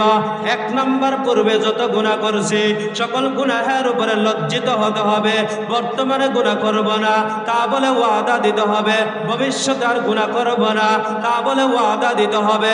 3টা শর্ত যদি সামনে নিয়ে তওবা করতে পারে, আমার আল্লাহ জানিয়ে দিলেন হে বান্দা, পাহাড় পরিমাণও যদি গুনাহ হয়ে থাকে, জমিন পরিমাণও যদি গুনাহ হয়ে থাকে, জমিন থেকে আসমান পর্যন্ত যদি পাকা জায়গাটা যদি গুনাহ দিয়ে ভরট করা হয়, তারপরেও যদি আমি আল্লাহর কাছে তওবা করো, আমি আল্লাহ 1 ফোঁটা চোখের পানি পড়তে দেরি বান্দারে তোর জীবনের গুনাহ আমি আল্লাহ মাফ করতে দেরি করব না। সুবহানাল্লাহ কইতেন না? তারপরে আমার নবীকে জানিয়ে দিলেন, ও নবী শুনিয়া নেন, এমন একটি জায়গার মধ্যে আপনাকে নিয়েছিলাম, ওই জায়গার মধ্যে বর্ষির মধ্যে লটকাইয়া মানুষদেরকে মাছের মতো লটকাইয়া বর্ষির মধ্যে আযাব দিতেছে, নিচের দিক দিয়ে আগুন লাগতেছে, এমন অবস্থায় মানুষগুলা পুইরা ছাই হয়ে যাইতেছে, আবার স্বাভাবিক হয়ে যাইতেছে। আল্লাহ পাক রব্বুল আলামিন কুরআনুল কারীমের বিভিন্ন আয়াতের মধ্যে জানিয়ে দেয় মানুষদের চামড়াগুলা কসকিয়ে যাবে, মানুষদের চামড়াগুলা পুইরা ছাই হয়ে যাবে, আবার স্বাভাবিক হয়ে যাবে। আল্লাহ রাব্বুল আলামিন জানিয়ে দিলেন ওই জায়গার মধ্যে মানুষদেরকে পুইরা ছাই হয়ে গেছে, চামড়াগুলা কুচকিয়ে গেছে, চামড়াগুলা জইলা পুইরা কালো হয়ে গেছে। তারপরে আমার আল্লাহ বলেন জইলা পুইরা ছাই হওয়ার পরে আবার স্বাভাবিকভাবে আমি আল্লাহ লাগায়া দেয়। কেন লাগায়া দেই জানো নি? বলে এই কারণে আমি লাগায়া দেই যেন সে শাস্তিগুলা গ্রহণ করতে পারে। নাউজুবিল্লাহ, শাস্তিগুলা কি করতে পারে?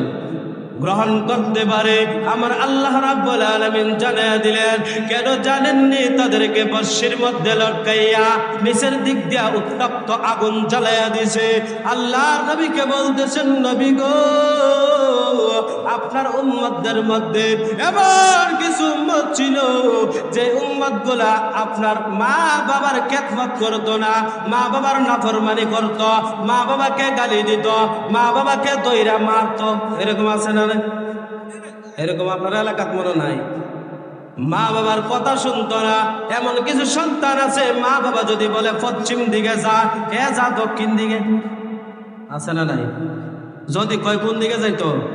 পশ্চিম দিকে, তাহলে সে যা দক্ষিণ দিকে। যদি মা বাবা বলে মসজিদের দিকে যায়, সে খায় গিয়া বিড়ি। আছে না নাই? আপনার এলাকাত মনে নাই?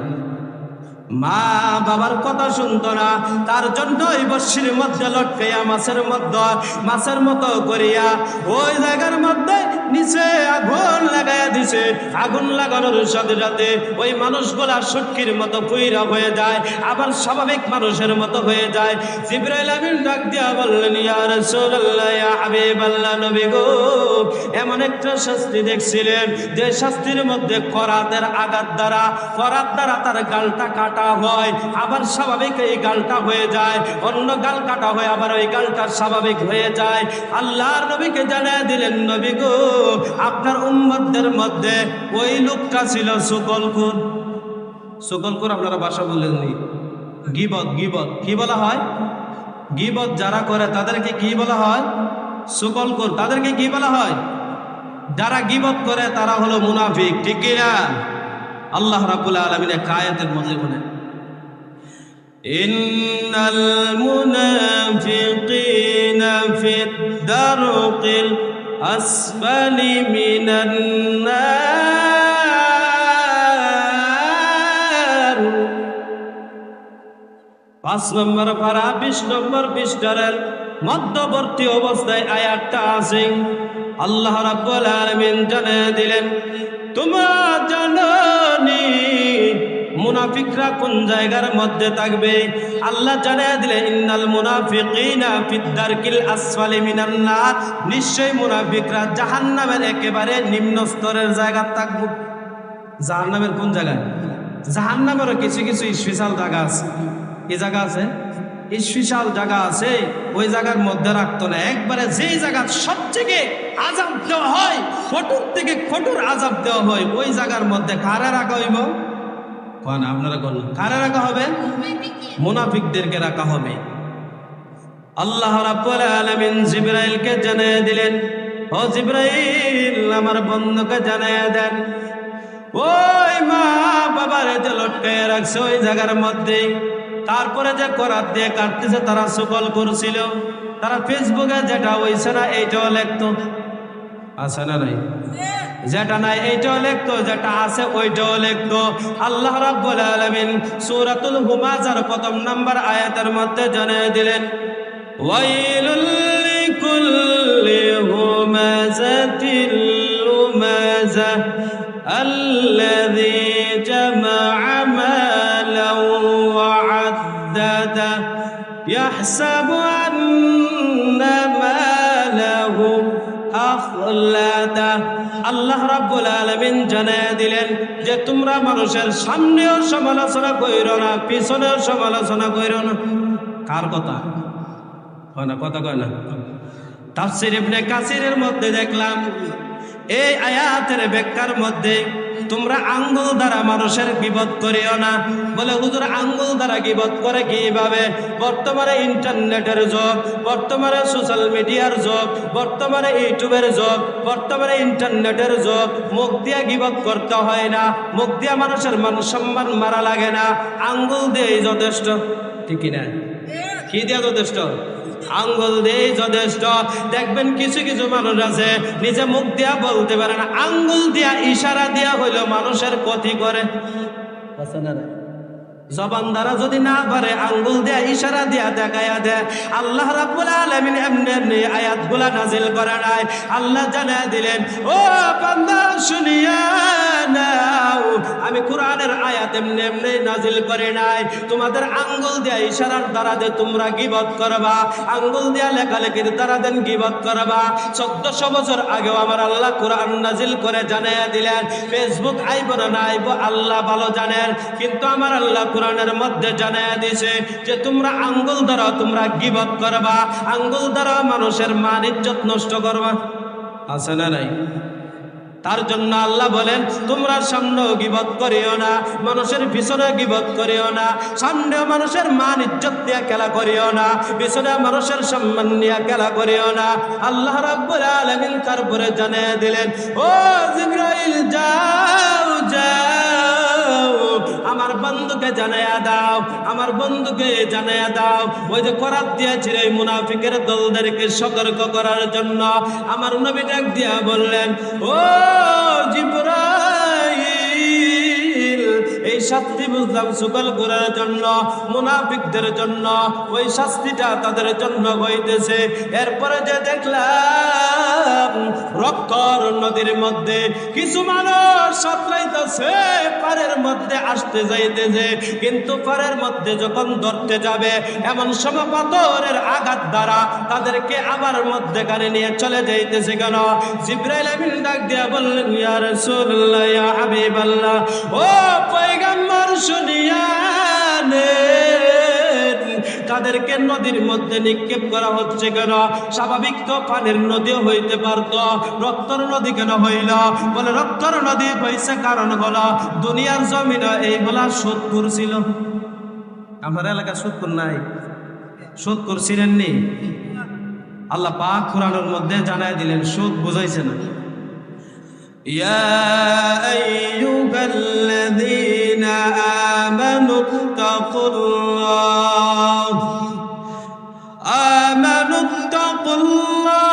ওয়া যারু মা বাকিয়া মিনার রিবা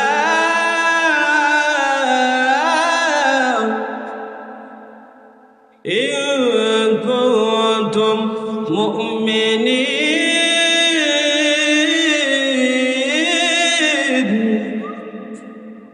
আল্লাহ রাব্বুল আলামিন জানায় দিলেন, হে ঈমানদাররা, তোমরা যদি ঈমানদার হয়ে থাকো, আমানুত্তাকুল্লাহ,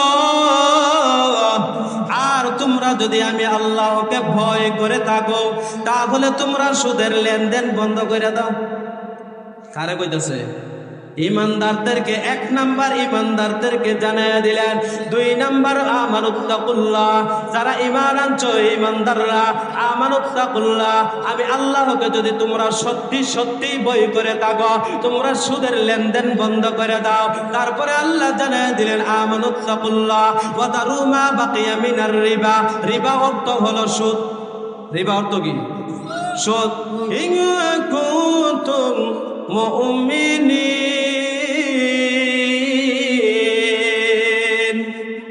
তোমরা ঈমানদার, তোমরা যদি মুমিন হয়ে থাকো, সুদের লেনদেন বন্ধ করে দাও। তাহলে বোঝা গেল সুদের মধ্যে ভেজাল আছে না নাই? সুদের মধ্যে ভেজাল আছে না? আপনার এলাকার মনে সুদের, যারা সুদে টাকা লাগায়, অনেক আছে দেখবেন ধানের উপরে লাগায়। আপনার এলাকার মনে নাই? তা কি এর উপরে লাগায়? ধানের উপরে লাগা, চাউলের উপরে লাগা, টেহার উপরে টেহা লাগা। আছে না নাই? আল্লাহ রাব্বুল আলামিন জানিয়ে দিলেন, আমানুত্তাকুল্লাহ ওয়া দারু মা বাকিয়া মিনার রিবা। এ মুসলমান বন্ধুরা শুনিয়া নাও, সুদ কাকে বলে আজকে একটু আলোচনা করে যাই।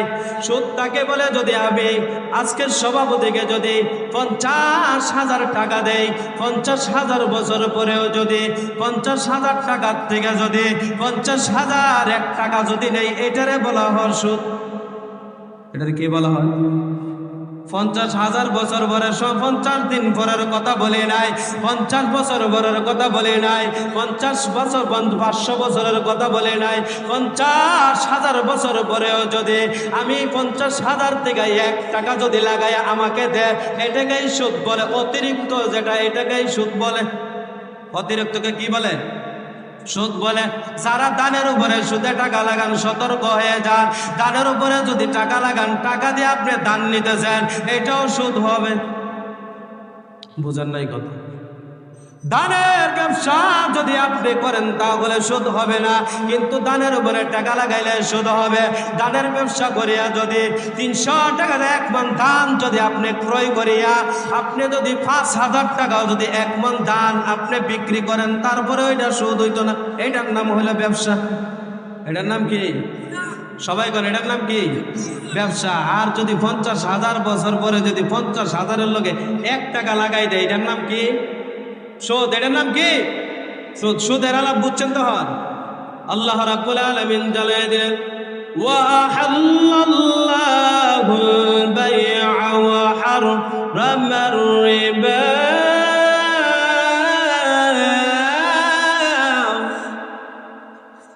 আল্লাহ রাব্বুল আলামিন জানিয়ে দিলেন, তোমাদের জন্য ব্যবসা হালাল করছি, সুদকে হারাম করছি। সিদ্ধান্তের হালাল করছে কোনা? সবাই কোনা? ব্যবসারে হালাল করছি আর সুদকে আমি হারাম করছি। এখন মানুষ রাতারাতি বড় লোক হওয়ার জন্য সুদ খায়। এখন আর দেখছে ব্যবসা করে বড় লোক হওয়া যাবে না, সুদ খায়া বড় লোক হওয়া যাইবে, সুদ খায়া বড় লোক হওয়া যাবে, সুদ খায়া বিল্ডিং তোলা যাবে, রাতারাতি ভাবে বড় লোক হওয়া যাবে। সুদের টাকা দিয়া কোনোদিন ফুলাফান মানুষ বানাইতে পারতেন না। বুঝেননি কথা? সুদের টাকাটা ফুলাফান কি তো না, বাচ্চা কাচ্চা কোনোদিন মানুষ করতে পারবেন না। সুদের টাকা দিয়া ফুলাফান বাবা করইব, কি হইব? আপনারা মতো বাবা চিনেননি? ইয়াবা ইয়াবা কিবা বুঝেন না আপনারা? ছেলে সন্তান যদি আপনি বাবা সুদ খাইয়া মাদ্রাসা দেন, এ কইবা আমার বাবা সুদ খাই, মাদ্রাসা কইরা করবো কিনা? ঠিক কিনা? তাহলে সুদখুরের ফুলাবান কোনোদিন বালা হয় না, সুদখুরের মাইয়া বোন কোনোদিন বালা হয় না, সুদখুরের ছেলে সন্তান কোনোদিন বালা হয় না। সুদ যদি আপনারা চিনতে চান তাহলে ব্যবসা করবেন। 1 টাকা কিনা যদি 50,000 টাকা বিক্রি করেন, এইটা কোনোদিন সুদ হবে না, এইটা হবে ব্যবসা। আর যদি 50,000 টাকা দিয়া যদি আপনি 500 বছর পরে 1000 বছর পরে এই ব্যক্তি যদি আপনাকে 50,001 টাকা যদি সাথে দিয়া দেয়, এটার নাম হলো সুদ। এটার নাম কি? বারবার বলতেছি যেন মুসলমানদের মাথার ভিতরে ঢুকে। মুসলমান বেশিরভাগ মুসলমানদের মাথার ভিতরে কুত্তা ভরসাপ করে দিছে। বিশ্বাস করেননি? হালাল বুঝে না কিন্তু হারামের পিছনে দৌড়া। ঠিক কিনা? আপনাদের মতো মনে সুদের সুদ কানা এরকম মানুষ নাই। সুদ কানা সুদ এমন কোন ঘরে, এমন কোন বাড়ি, এমন কোন জায়গা নাই যে সুদ এখন বর্তমানে নাই। ঠিক কিনা? কিস্তির আরো বড় সুদ। কি কিস্তি বুঝেননি? কিস্তি ছাড়া এমন একটা লোক আমার দেখান তো, কয়েকজন লোক পাইবেন মসজিদের ইমাম সাহেব অথবা হুজুর। আচ্ছা বলুন তো, এই কিস্তি ছাড়া কোনো ঘর নাই, কোনো বাড়ি নাই, কোনো রাস্তা নাই।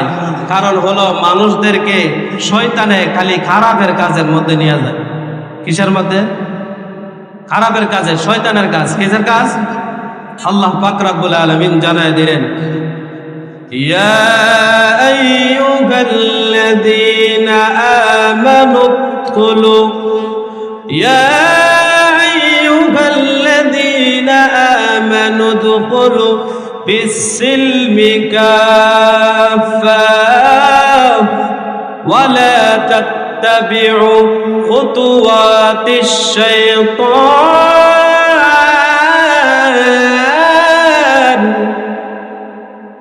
আল্লাহ বলেন, তোমরা জানো নি শয়তান তোমাদের প্রকাশ্য শত্রু। শয়তান কি শত্রু?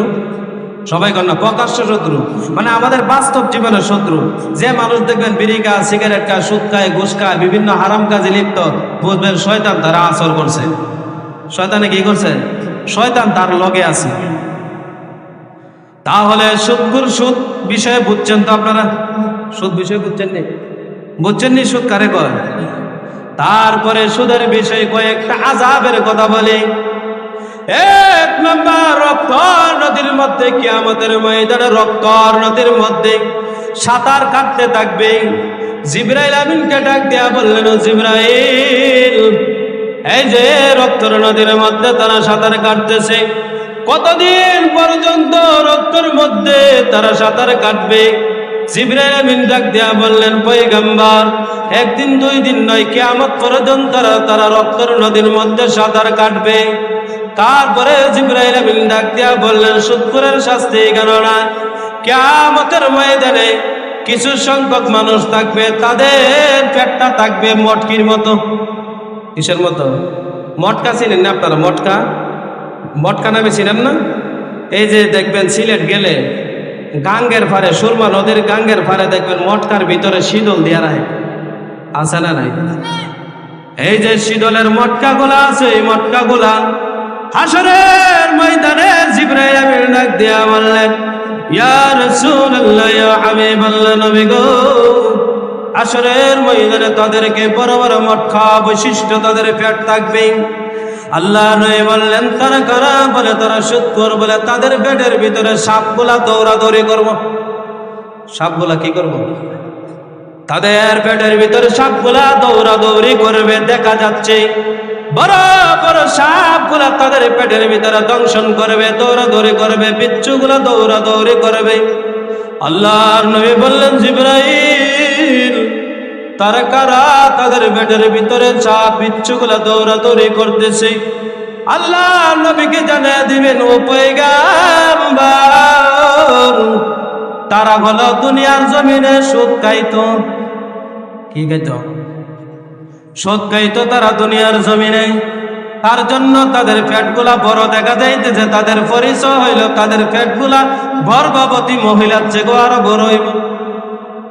আছে না নাই? তারপরে জিবরাইল আমিন ডাক দিয়া বললেন, ইয়া রাসূলুল্লাহ, ইয়া হাবিবাল্লাহ, নবী গো, এই জায়গাটা দেখছিলেন সুন্দর বাড়ি, এটা আপনার নবীর জন্য তৈরি করা হয় নাই। আপনার গুনাহগার উম্মতরা যারা বেশি বেশি করে গুনাহ করছে কিন্তু তওবা করে আবার রাস্তায় ফিরে আসছে, তারা জান্নাতি হয়ে যাবে। এই জান্নাতের ভিতরে তাদেরকে এত সুন্দর ঘর দেওয়া হবে। সুবহানাল্লাহ। আল্লাহর নবী জানিয়ে দিলেন। তারপরে বলে তাদেরকে আর কারা থাকবে এত সুন্দর করে? আল্লাহ রাব্বুল আলামিন জানিয়ে দিলেন সূরাতুল বাকারার 2 নম্বর পারা 2 নম্বর পৃষ্ঠার মধ্যবর্তী অবস্থা, ইয়া আইয়ুহাল্লাযীনা আমানুত্তাকুল্লাহ আমানুস্তাঈনু বিস-সাবরি ওয়াস-সালাহ ইন্নাল্লাহা মা'আস-সাবিরিন ওয়া লা তাকুলু লিমান ইউকতালু ফি সাবিলিল্লাহি আমওয়াত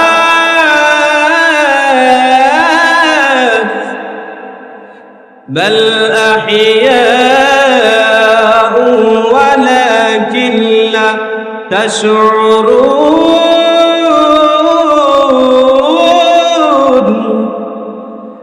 আল্লাহ রাব্বুল আলামিন জানিয়ে দিবেন, ওয়ালা তাকুলু লিমান ইউকতালু ফি সাবিলিল্লাহি আমওয়াত। আমার এমন বান্দারা আছে যে বান্দারা আমি আল্লাহর রাস্তায় শহীদ হয়েছে, আমি আল্লাহর রাস্তায় জিহাদ করেছে, আমি আল্লাহর রাস্তায় জীবন দিয়েছে, কোরআনের রাস্তায় জীবন দিয়েছে, আমার নবীর সম্মান রক্ষা করার জন্য জীবন দিয়েছে, তাদেরকে আমি পুরস্কার দিব। কেবল পুরস্কার দিব জানো নি? আমি আল্লাহ বিনা হিসেবে পুরস্কার দিয়া দিব। তারপরে হাদিস শরীফের মধ্যে আসে আল্লাহ নবী বললেন, যারা দ্বীনের জন্য শহীদ হইল, কুরআনের জন্য শহীদ হইল, নবীর সম্মানার্থে খুশি করে জীবন দিয়ে দিল, তাদেরকে এমন একটি ঘর দেওয়া হবে, যে ঘরের ভিতরে আমার নবী বললেন, আমি যে ঘর জিবরাইল আমিন দেখাইলেন, এত সুন্দর ঘর শহীদদেরকে দেওয়া হবে। সুবহানাল্লাহ। সুন্দর ঘর কারে দেওয়া হবে? যারা শহীদ কোরআনের জন্য, আল্লাহর জন্য, রাসূলের জন্য, ইসলামের জন্য যারা শহীদ হয়েছে, জীবন দিয়েছে, তাদেরকে আল্লাহ এত সুন্দর ঘর দিয়ে দিবে। সুবহানাল্লাহ। তারপরে আমরা সামনের দিকে এগিয়ে যাই। জিবরাইল আলাইহিস সালাতু ওয়াস সালাম আল্লাহর নবীকে বললেন, নবী গো, আপনি বুরাকের মধ্যে ওঠেন। বুরাকের মধ্যে উঠিয়া প্রথম নাম্বার আসমানের মধ্যে গেলেন। আসমানের দ্বার প্রান্তে যখন গেলেন, জিবরাইল আমিন ডাক দিয়া বলেন, হে আসমানের ফেরেশতা। আসমানের ফেরেশতারে সালাম দিলেন, আসসালামু আলাইকা। দরজা খোলার আগে বললেন, আপনি কে? বলেন, আমি জিবরাইল। বলে, আপনি জিবরাইল, আপনার সঙ্গে কে আছে? বলে, আমার সঙ্গে পয়গম্বর আরবি সাল্লাল্লাহু আলাইহি ওয়াসাল্লাম আছেন। বলে, উনাকে আনার জন্য কি অনুমতি নেওয়া হয়েছে? জিবরাইল আমিন ডাক দিয়া বললেন, ওই প্রথম আসমানের ফেরেশতার নাম হলো ইসমাঈল আলাইহিস সালাতু ওয়াস সালাম। ইসমাঈল আলাইহিস সালাতু ওয়াস সালাম ডাক দিয়া বললেন, ও ফেরেশতা, নবীকে আনার জন্য, রাহমাতুল লিল আলামিনকে আনার জন্য আমাকে আল্লাহ রাব্বুল আলামিন নিজে পাঠাইয়া দিলেন। সুবহানাল্লাহ। ইসমাঈল ফেরেশতা বলেন, আমি আমার তত্ত্বাবধানে ৭০,০০০ ফেরেশতা কাজ করে। কয় হাজার? বুঝেন না আপনারা? বুঝেন না আমার কথা? ইসমাঈল প্রথম আসমানের ফেরেশতার লিডারের নাম হলো ইসমাঈল। ইসমাঈল আলাইহিস সালাতু ওয়াস সালাম ফেরেশতার তত্ত্বাবধানে আরো ৭০,০০০ ফেরেশতা কাজ করে। ওই ৭০,০০০ ফেরেশতার আরো তত্ত্বাবধানে আরো ৭০,০০০ ফেরেশতা করে কাজ করে। ইসমাঈল আলাইহিস সালাতু ওয়াস সালাম দরজা, আসমানের দরজা খুলিয়া দিলেন। আমার নবীকে নিয়ে প্রথম আসমানের উপরে উঠলেন। ওঠার পরে সমতল জায়গার মধ্যে গিয়া দেখলেন হযরত আদম আলাইহিস সালাতু ওয়াস সালাম চাদর মুড়ি দিয়া বইসা আছে। সুবহানাল্লাহ। কে বইসা আছে? আমাদের আপনার যারা আছে পৃথিবীর ভিতরে সকলের বাবা হযরত আদম আলাইহিস সালাতু ওয়াস সালাম। পৃথিবীর যত মানুষ আছে সবারই বাবা আদম আলাইহিস সালাতু ওয়াস সালাম। আমাদের আদি পিতা হযরত আদম আলাইহিস সালাতু ওয়াস সালাম বইসা রয়েছে। আল্লাহর নবীকে জিবরাইল বলতেছেন, নবী গো, আপনি সালাম দেন, ইনি হলেন আপনার আব্বা হযরতে আদম আলাইহিস সালাতু ওয়াস সালাম। আল্লাহর নবী সালাম দিলেন, আসসালামু আলাইকা ইয়া বাবা। আদি পিতাকে সালাম দিলেন। হযরত আদম আলাইহিস সালাতু ওয়াস সালাম বলেন, মারহাবান বিন নবী সালিহ ইবনে সালেহ। আমার নবীকে বললেন, স্বাগতম নেককার নবী, স্বাগতম নেককার সন্তান আমার। কার সন্তান? হযরত আদমের সন্তান, তার জন্য বলতে সালেহ ইবনে সালেহ। মারহাবান বিন নবী সালেহ ইবনে সালেহ, নেককার নবী, নেককার সন্তান আমার, তোমাকে স্বাগতম, তোমাকে স্বাগতম। সুবহানাল্লাহ। যখন স্বাগতম জানাইলেন, বাবা হযরত আদম আলাইহিস সালাতু ওয়াস সালাম একদিকে তাকাইয়া, ডান দিকে তাকাইয়া কান্না করে, ডান দিকে তাকাইয়া হাসি দেয়, বাম দিকে তাকাইয়া কান্না করে। আল্লাহর নবী জিবরাইলকে ডাক দিয়া বললেন, ও জিবরাইল, বাবা আদম আলাইহিস সালাতু ওয়াস সালাম ডান দিকে তাকাইলে মুস্কি হাসে, বাম দিকে তাকাইলে কান্না করে, কারণ কি? হযরত জিবরাইল আলাইহিস সালাতু ওয়াস সালাম ডাক দিয়া বললেন, ও পয়গম্বর, ডান দিকে হযরত আদমের সন্তানগুলা জান্নাতের ভিতরে বিচরণ করতেছে, আর বাম দিকে তাকাইলে জাহান্নামে নিক্ষেপ করে আযাব চলতেছে তার জন্য। ডান দিকে তাকাইলে মনটা বড় খুশি খুশি লাগে, আনন্দ আনন্দ লাগে। আর বাম দিকে তাকাইলে তাদের আযাব দেখিয়া বাবা আদম আলাইহিস সালাতু ওয়াস সালামের মনটা বড় বেজার হয়ে যায়, কান্না চোখ দিয়া চলে আসে। কারণ হলো তাদের আযাব বড় কঠোর আযাব হইতেছে। হযরত জিবরাইল আলাইহিস সালাতু ওয়াস সালাম ডাক দিয়া বলতেছে, ও পয়গাম্বর, ডান দিকে তাকাইলে জান্নাতীদেরকে দেখতে পারে, আর বাম দিকে তাকাইলে জাহান্নামীদেরকে দেখতে পায়। তার জন্য আদম নবী কান্না করে হাসির কারণ। বাবা আদম আলাইহিস সালাতু ওয়াস সালাম, আমার নবী বললেন, আমার বাবা আদম আলাইহিস সালাতু ওয়াস সালাম আমাকে কল্যাণের জন্য দোয়া করে দিলে। কি করে দিছে? কল্যাণের দোয়া। কিসের দোয়া? কল্যাণ। হযরত জিবরাইল আলাইহিস সালাতু ওয়াস সালাম বললেন, ও পয়গম্বর, আপনি বুরাকের মধ্যে ওঠেন। বুরাকের মধ্যে উঠিয়ে আমার নবী দ্বিতীয় আসমানের মধ্যে চলে গেলেন। দ্বিতীয় আসমানের দরজার সামনে গেলেন। যাওয়ার পরে আবার ওই আসমানের ফেরেশতার কাছে অনুমতি নিলেন। ওই ফেরেশতা ডাক দিয়া কয়, জিবরাইল, কাকে তুমি নিয়ে আসছো? বলে, মুহাম্মাদুর রাসূলুল্লাহ সাল্লাল্লাহু আলাইহি ওয়াসাল্লামকে নিয়ে আসছে।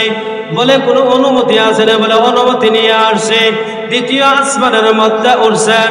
ওইটা দেখেন দুইজনকে, একজন হলো ঈসা ইবনে মারিয়াম, আরেকজন হলো ইয়াহিয়া ইবনে জাকারিয়া। দুইজন খালাতো ভাইয়ের সাথে দেখা হয়েছে। আল্লাহর রাসূলের সম্পর্ক খালাতো ভাই হয়। ওই দুইজনের সঙ্গে দ্বিতীয় আসমানে যখন সাক্ষাৎ হয়েছে, আল্লাহর নবী জানায়া দেন, আমার দুই ভাই আমার জন্য কল্যাণের জন্য দোয়া করছে। সুবহানাল্লাহ। কিসের জন্য দোয়া করছেন? কল্যাণের জন্য দোয়া করছেন। আমি যখন তৃতীয় আসমানের যখন আমি দ্বার প্রান্তে গেলাম, তখন তৃতীয় আসমানের ফেরেশতাকে জিবরাইল আমিন সালাম দে। সালামের উত্তর দিয়া বলে, তুমি কে? বলে, আমি জিবরাইল আলাইহিস সালাতু ওয়াস সালাম। বলে, জিবরাইল তোমার সাথে কে?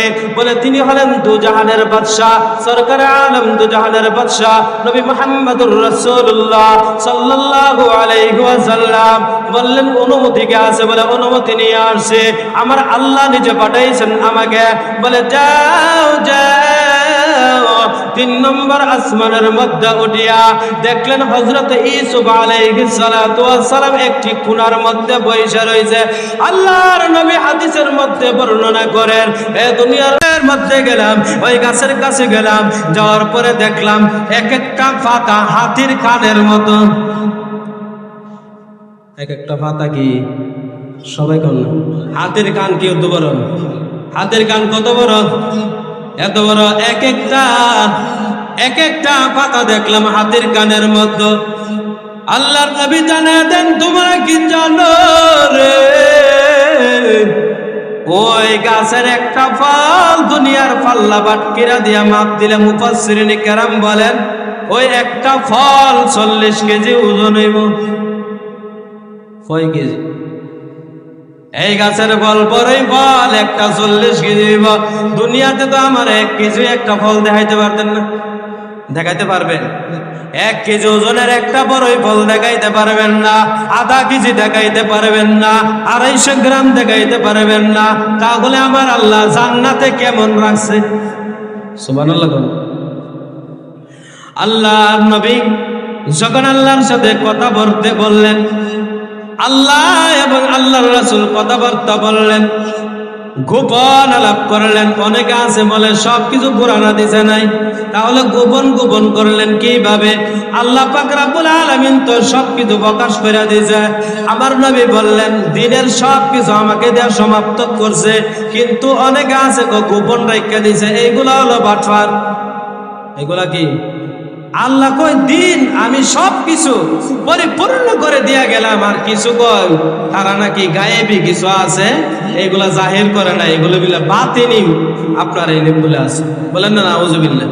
বাতিনি কোন ইলম আছে? সবকিছু জাহির। সবকিছু কি? সবকিছু উম্মতরে জানাই দিছে না? সবকিছু জানাই দিচ্ছেন। ইসলামের যা কিছু আছে পরিপূর্ণ ইমানদারদেরকে, মুসলমানদেরকে, উম্মতদেরকে সব কিছু জানাই গেছেন। বলেন সুবহানাল্লাহ। আমার আল্লাহ মুহাম্মদুর রাসূলুল্লাহ সাল্লাল্লাহু আলাইহি ওয়াসাল্লামের সাথে কথাবার্তা বললেন। বলার পরে আমার নবীকে 50 ওয়াক্ত নামাজ দিছে, গিফট উপহার দিছে। কয় ওয়াক্ত নামাজ? সবাই কয় না, কয় ওয়াক্ত? 50 ওয়াক্ত নামাজ দিছে। 50 ওয়াক্ত নামাজ নিয়া আমার নবী বড় খুশি, বড় আনন্দ হয়ে গেলেন। আনন্দ হইয়া রওনা দিয়ে দিলেন 6 নম্বর আসমানে। কোন নবী বলছিলাম মনে আছে নেই?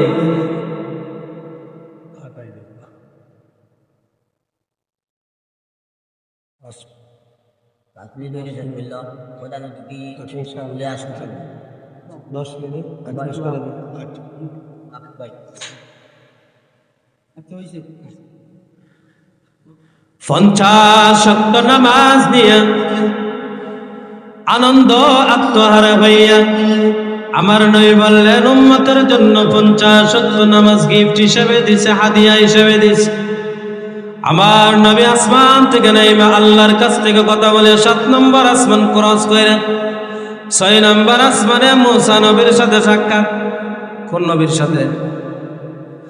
মুসা নবী ডাক দিয়া কয়, পয়গম্বর আপনাকে কয় ওয়াক্ত নামাজ দিছে? আপনার আল্লাহ কি দিছে আপনাকে? বলে আমার উম্মতের জন্য 50 ওয়াক্ত নামাজ দিছে।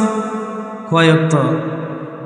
50 ওয়াক্ত নামাজ দিছে। মুসা নবী ডাক দিয়া বললেন, ও নবী 50 ওয়াক্ত নামাজ আপনার উম্মতগুলা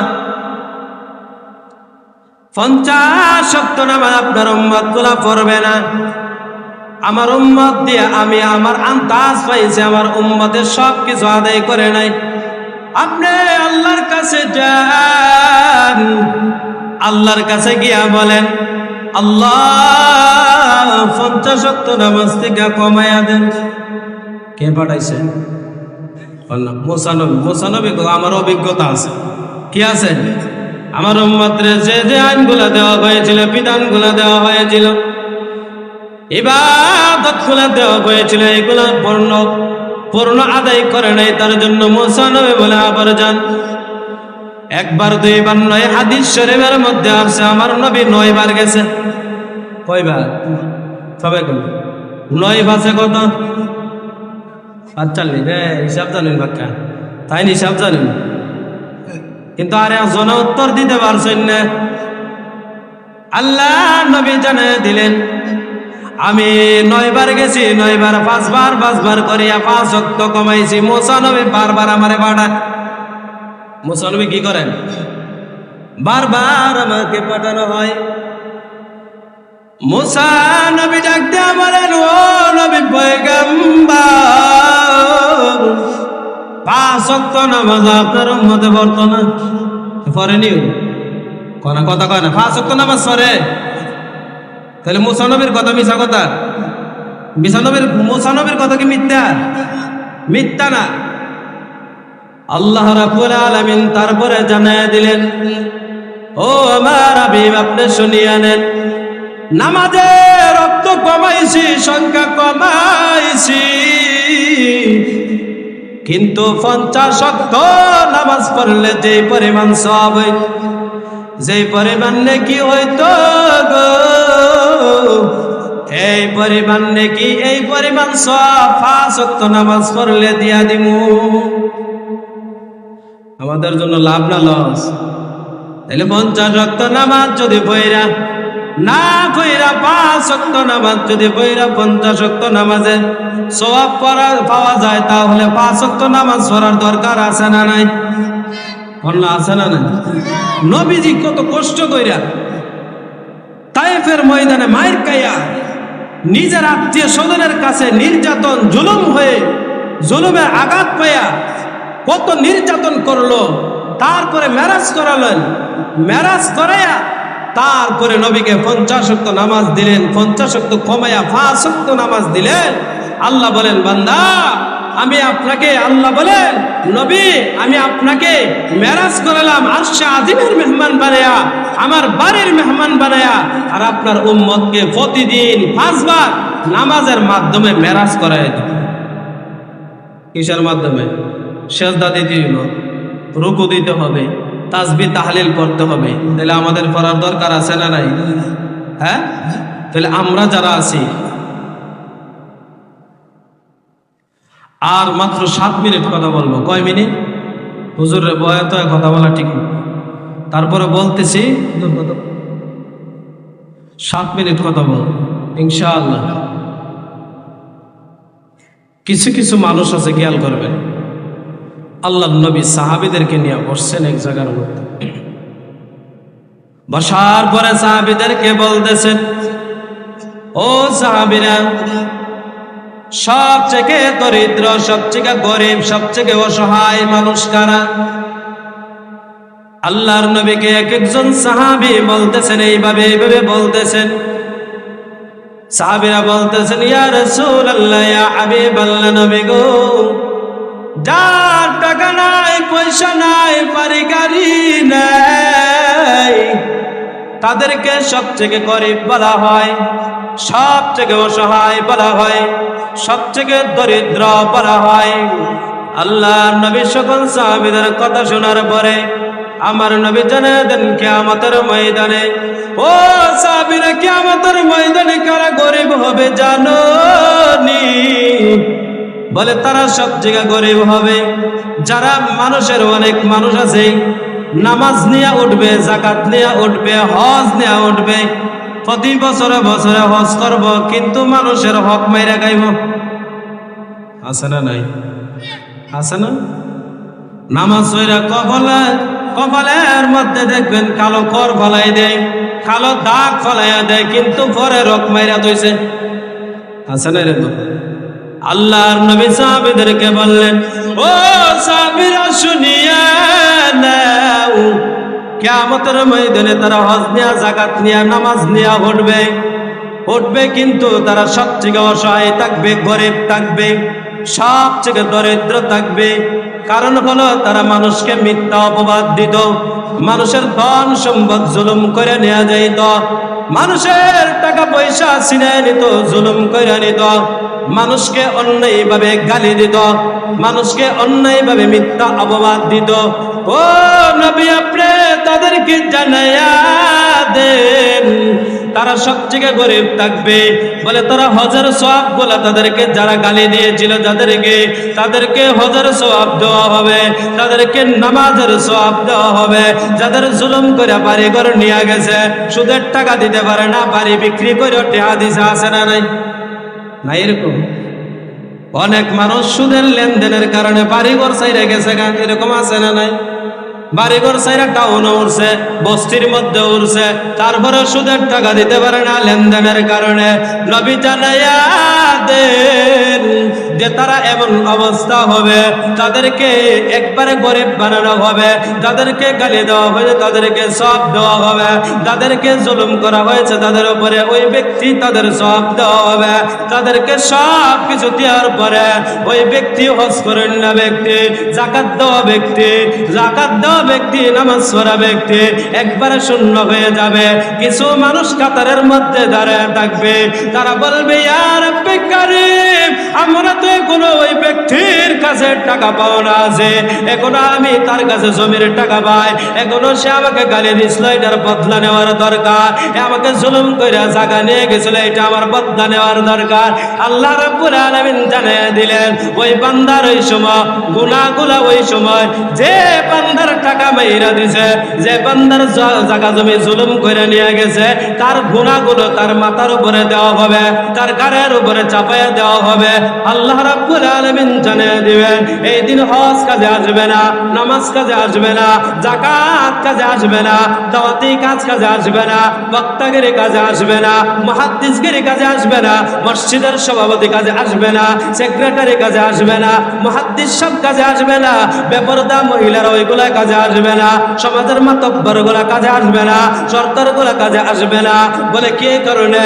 বলে ওই মানুষগুলা মানুষের উপরে জুলুম করেছিল, ওই মানুষকে ডাক দেয়া বলবে আল্লাহ, রহমতের ফেরেশতাকে ডাক দেয়া বলবে ও ফেরেশতারা যাও ওই নাফরমানের পায়ের মধ্যে শিকল লাগায়া দাও, জাহান্নামের দিকে নিক্ষেপ করো, টানতে টানতে নিক্ষেপ করো। বলে জাহান্নামের দিকে কিভাবে নিক্ষেপ করবা? বলে উল্টা ভাবে টানিয়া তাদেরকে জাহান্নামের মধ্যে নিক্ষেপ করবে। বলে কিয়ামত পর্যন্ত তারা জাহান্নামের আযাব ভোগ করতে থাকবে। নাউজুবিল্লাহ। তাহলে যারা মনে করেন 1 টাকা খাইছেন মানুষের, এইটাও আরেকজনের হক, এটা কি সব গুনাহ আল্লাহ মাফ করে দিব, কিন্তু বান্দার হক মাফ করে না। 10 বছর নামাজ পড়ছেন না, মাফ করার মালিক কে? আরেক বেটার 1 টাকা খাইছেন, কিন্তু এই বেটার কাছে মাফ না চাইলে, এই বেটার টাকা যদি আপনি না দেন, কিয়ামত পর্যন্ত যদি আপনি সেজদা দেন, তারপরে কাজে আসবে। কারণ হলো মানুষের হক মেরে গেছে। আল্লাহ যেন আমাদেরকে বোঝার মতো তৌফিক দান করে।